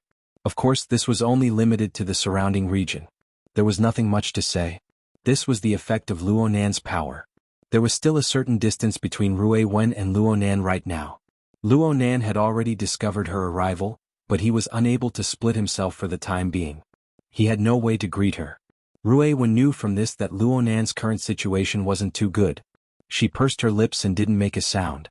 She followed her senses and made her way through the misty maze that had no concept of up or down. She hadn't been here for a few days, but this world gave her the feeling that there were some changes. The trillions of fragments seemed to be trying out some sort of new arrangement, but they weren't able to completely take shape. They were like a pot of thick rice soup, but there were some special textures in specific regions. For example, Ruewen saw the silhouette of a person. His skin was dark and heavy and he wore combat clothes. He was wrapped within the thick mist. He seemed to be twitching but his body was clearly restricted. The texture of the surrounding region wasn't of the rice soup type. Instead, it was more like a tangled ball of silk rope. To be exact, it was more like pieces of a spiderweb that trapped mosquitoes and flies. As for the person within the spiderweb, Ruewen didn't recognize him. The newcomer clearly sensed Ruewen's arrival. His eyes were half opened and half closed. He wanted to open them but he couldn't. His arm was still struggling within the mist, but he was ultimately unable to break free. Clearly, his self-awareness wasn't enough to break free from this spiderweb-style confinement, as well as the deeper confinement strength. Ruiwen also noticed that there were several transparent needles piercing into the area of this person's head. The front end penetrated deep into the skull and even the other organs of the body. An extremely long thread extended from the back end of the needle. It was connected to a certain region within the misty maze. There was a rich and varied energy and information that flowed and exchanged between them. Ruiwen was soon convinced that the back end of the needle was Luo Nan's current location. She didn't pay any more attention to the figure within the spiderweb. She followed this guidance and continued to make her way through the maze. It didn't take long for the rough house that Luo Nan had constructed in the depths of the misty maze to appear before her eyes. It was just that most of the edges of the rough house had already melted away at this moment. It formed an extremely smooth and gradual transition with the sandstorm region even further away. The further she went, the fewer the flying fragments became. It felt more and more stable. As for the enormous withered tree in the centermost region, it was hidden within the flowing ash-gray mist. It was like the work of a photographer, but it was also like she was observing some virtual reality. Reality and illusion were tightly blended together.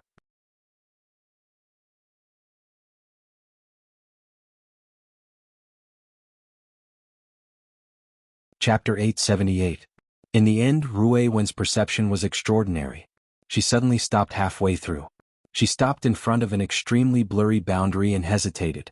If she went any further in, it would probably result in a bad influence. However, the summoning intent inside was very clear. Ruiwen hesitated for a second, but in the end she still stepped forward into the area ahead. Fine waves gently rippled out following Ruiwen's movements, forming marvelous ripples in the void. Horizontal and vertical waves rose and fell, dense and alternating. They reverberated back and forth, erasing the surface color of the mist.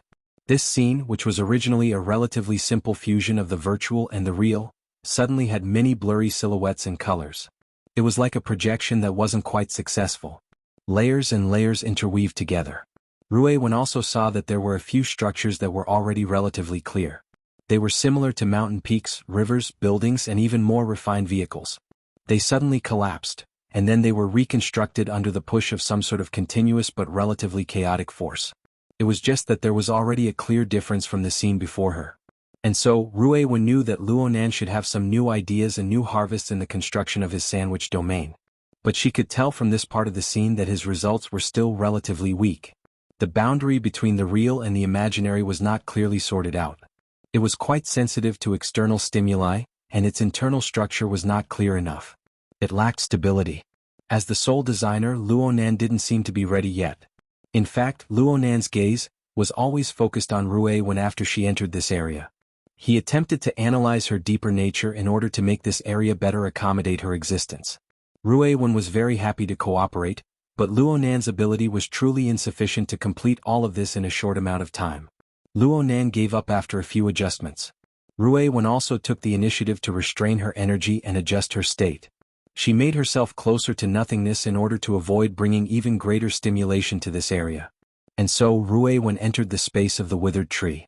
This space completely imitated the structure of the withered tree of the real world. It was as narrow and small as the real world was. Though it was narrow and small, the structure of this space looked much more stable with the blueprint provided by Luo Zhongheng. It was no different from the real world.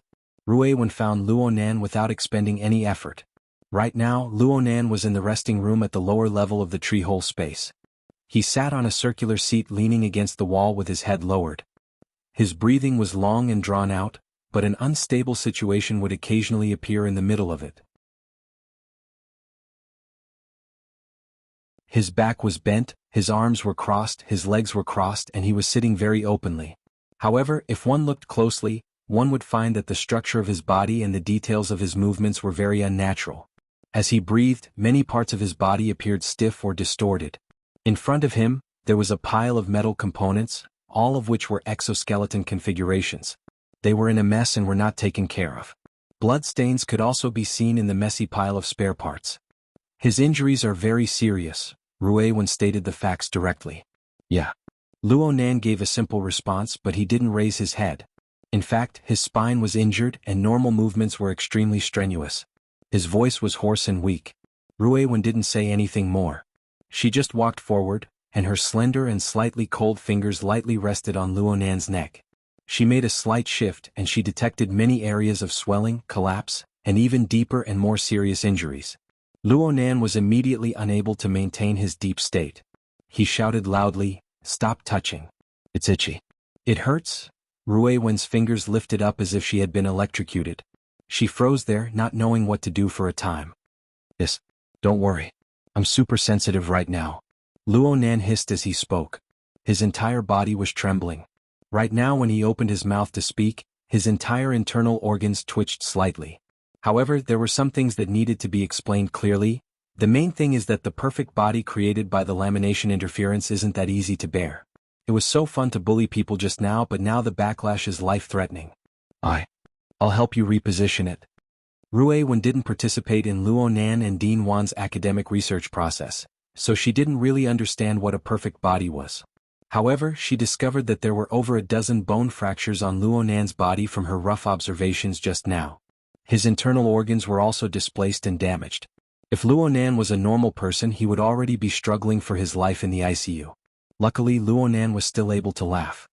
He really was laughing. "Wait a moment. Let me memorize everything first." Rui Wen still didn't understand. The injuries are quite serious, but these are all the consequences of having an incomplete exoskeleton frame. "Not this pile. This is what I stripped off the body of the fellow outside." Cold sweat was dripping down Luonan's cheeks, falling onto the gaps between the exoskeleton fittings. There was even a thin layer of dust on top of these fittings. He nodded with his chin. "It should be these. Master Shou used the rib bones of a ghost ox to process them. Their toughness and transformability are pretty good, but their strength is a bit lacking. Right now all that's left is a layer of dust. I relied on this toy to forcefully push myself to the perfect body. But right now there's only this bit left. It has absolutely no value as a reference, so I can only rely on myself. I need to memorize all of the injuries. I need to see where the problems are. Only then can I fix them. I don't want to fall into the same pit next time." Rui Wen frowned slightly, but Luonan gasped for breath and continued speaking. "Oh, my nervous system is preserved quite well. And right now I'm quite excited. This is the best opportunity. I've prolonged this state because I need to seize the time to record all of the feedback from my intuition. I feel like everything is going to be a mess when I return to my suppressed state. You're here just in time. Help me out as an observer. We'll compare the results later. If you remember clearly, then you'll learn. But if you don't learn from your mistakes, then you'll suffer a huge loss today." Rui Wen could see that Luonan was indeed in a rather excited state right now. Though his injuries were serious, his mood was quite high, so much so that he was especially talkative. But the more he was like this, the fiercer the suppression effect would be, and the more severe the consequences would be. In the end, she wouldn't go against Luonan's intentions. She pursed her lips and stared blankly for a few seconds before nodding in agreement. Luonan grinned and projected a work area. Many important details had already been recorded on it. There was also a simple drawing of the human body. The words and text were combined, matching one to the other. Clearly he had spent quite a bit of effort. Rui Wen used her unique sensing ability to understand Luonan's body and soul frame. Her understanding of Luonan's body and soul frame was not inferior to Luonan's. She knew Luonan's progress with just a glance. He could even find some deviations from his own senses, so he pointed them out one by one. Her ability to describe was quite bad, but Luonan was quite alert. As long as she pointed to a location, he would be able to quickly correct it without needing to say much. "Oh, this nerve cluster. I didn't even notice it. The relevant area is numb." Luonan gave her a thumbs up. "You've written the words very properly." Clearly, Luonan strove to construct a relaxed atmosphere. It was just a pity that Rui Wen's sharp perception could easily cut through all of his disguises. "You've worked hard. How can it not be tiring to be injured? It must have been really good in front of you." "What I'm saying is..." Rui Wen needed to think about what to say. "You've been working very hard with me here." Luonan didn't find her words strange. It was just that when he wanted to console her, sweat soaked into his eyes. His eyes were unbearably dry, and he cut a rather sorry figure for a time. Rui Wen immediately reached out to help him wipe it away. Her fingertips didn't touch his pupils, but a cool and refreshing feeling pervaded the air. This move is called Sword Energy Eye Cleansing, right? Luonan continued to liven up the atmosphere, then he explained, "You've seen the structure outside. It's true that it was quite tiring to bring you in this state, but your control is excellent. It's much better than I imagined. Plus, I wanted you to come over for the sake of continuous improvement.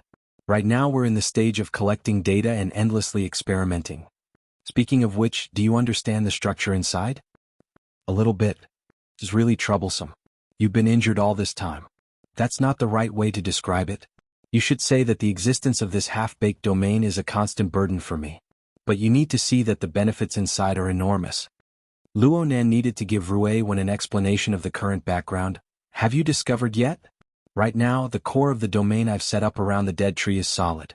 Even though it's also a sandwich biscuit, it basically continues with the balance that you saw last time. I'm talking about relative balance. But the outer region is something I've set up on the spot. Let's call it virtual reality for the time being. It's basically pieced together randomly. But there's really no other way. If I don't do this, a lot of messy energy won't be able to leak out. In addition, I need to use this to deceive people. I need to deceive a lot of people. Ruewen immediately thought of the outer region, the fellow who was entangled in the spider web. It's just one of them. A test subject. I won't go into the details. In short, I've already become the target of public criticism due to my not-so-smart actions this morning. Many people want to pull out my tendons and flay my skin. I definitely can't beat them head-on, so I'm using this method to trick them. Yeah, I'm trying to trick them. You're using this? Ruewen showed a rare display of straightforward doubt towards Luonan. Cough. You can't really win people's trust, right? Right now it really doesn't look good. The logic is chaotic, the rules are incomplete, and there's even some messy interference of consciousness. Luonan was a bit embarrassed. Forcefully integrating them into the void world is really difficult for people. The backlash is also quite fierce. However, we still have opportunities. There are conditions. For example, the recoil is quite sufficient. You've seen your big brother's soul cloak, right? There's also the spider web altar. Right now they're endlessly gathering redundant consciousness resources from the sea of consciousness for my use.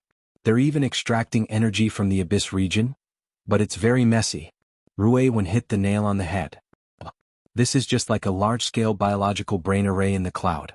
I still haven't sorted out the core architecture on my side, and there aren't many usable computing nodes. How many people in this world understand the basic concepts of configuration? Snake tongue, Inlu, cat eyes, and a few others aren't very good at it. Speaking of which, you're one of the most important computing nodes. Your little brain is quite clear. The more you understand the situation here, the less worry I'll have. Understand? Ruewen didn't respond. She just stared at Luonan, and there seemed to be specks of light flickering in and out of the depths of her dark pupils. They were like the streams within a deep gorge, occasionally sparkling with light.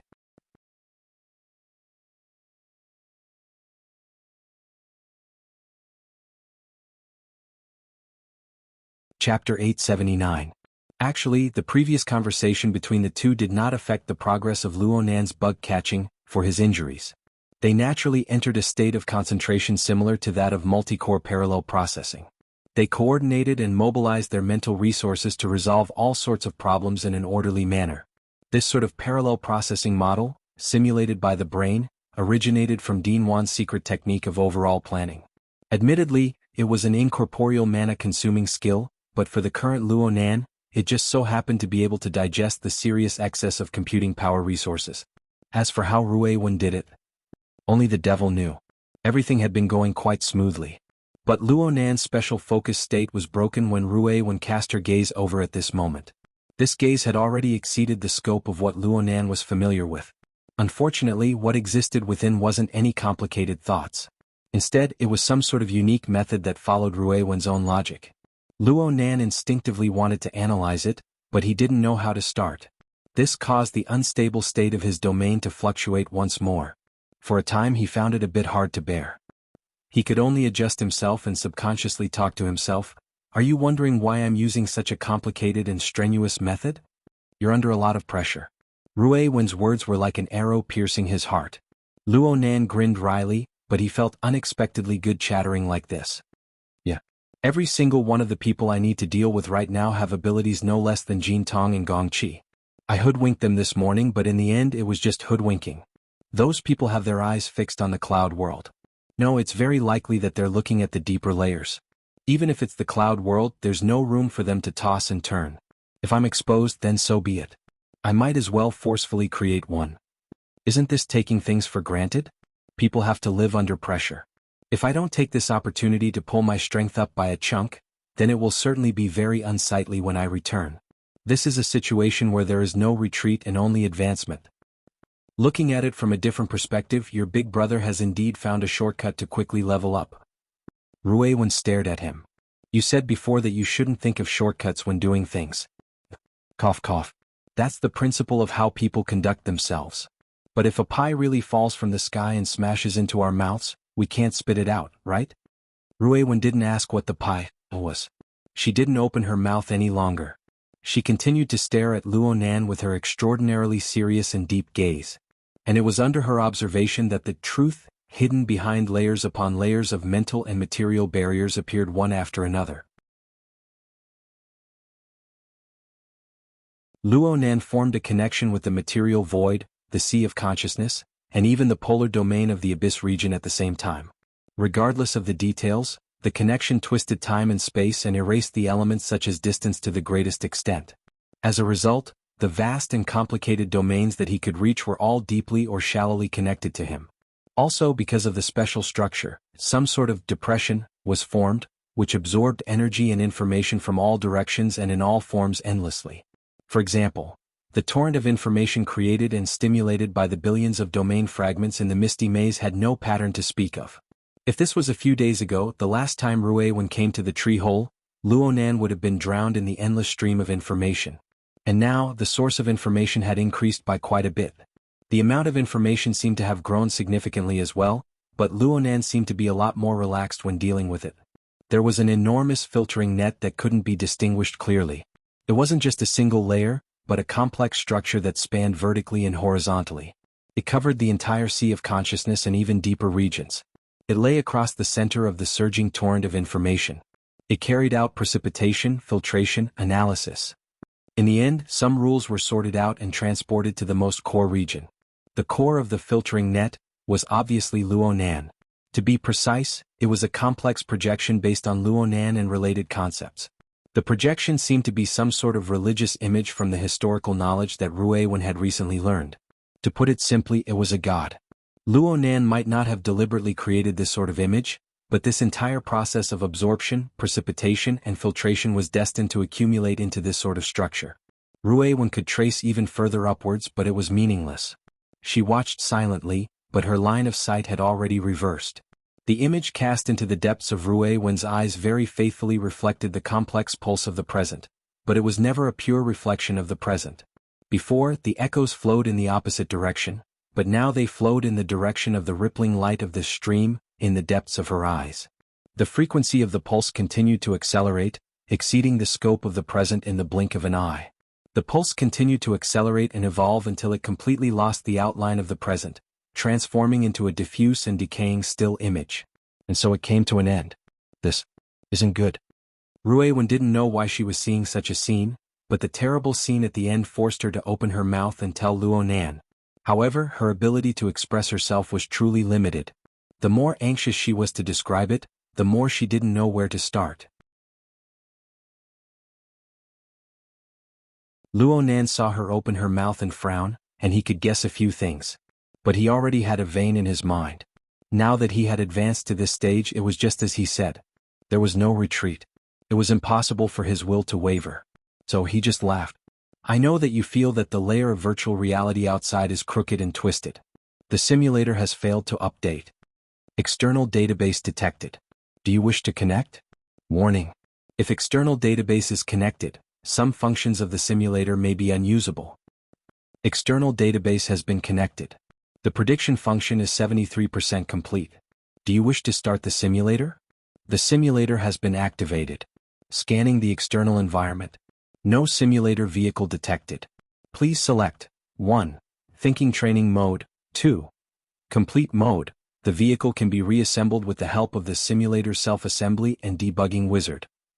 Minimum requirements for reassembling the vehicle. Specialization in space-time configuration. Level 2 of the Heavenly Stairway. You're tuning in to the Han Li's Wuxia Adventures YouTube channel.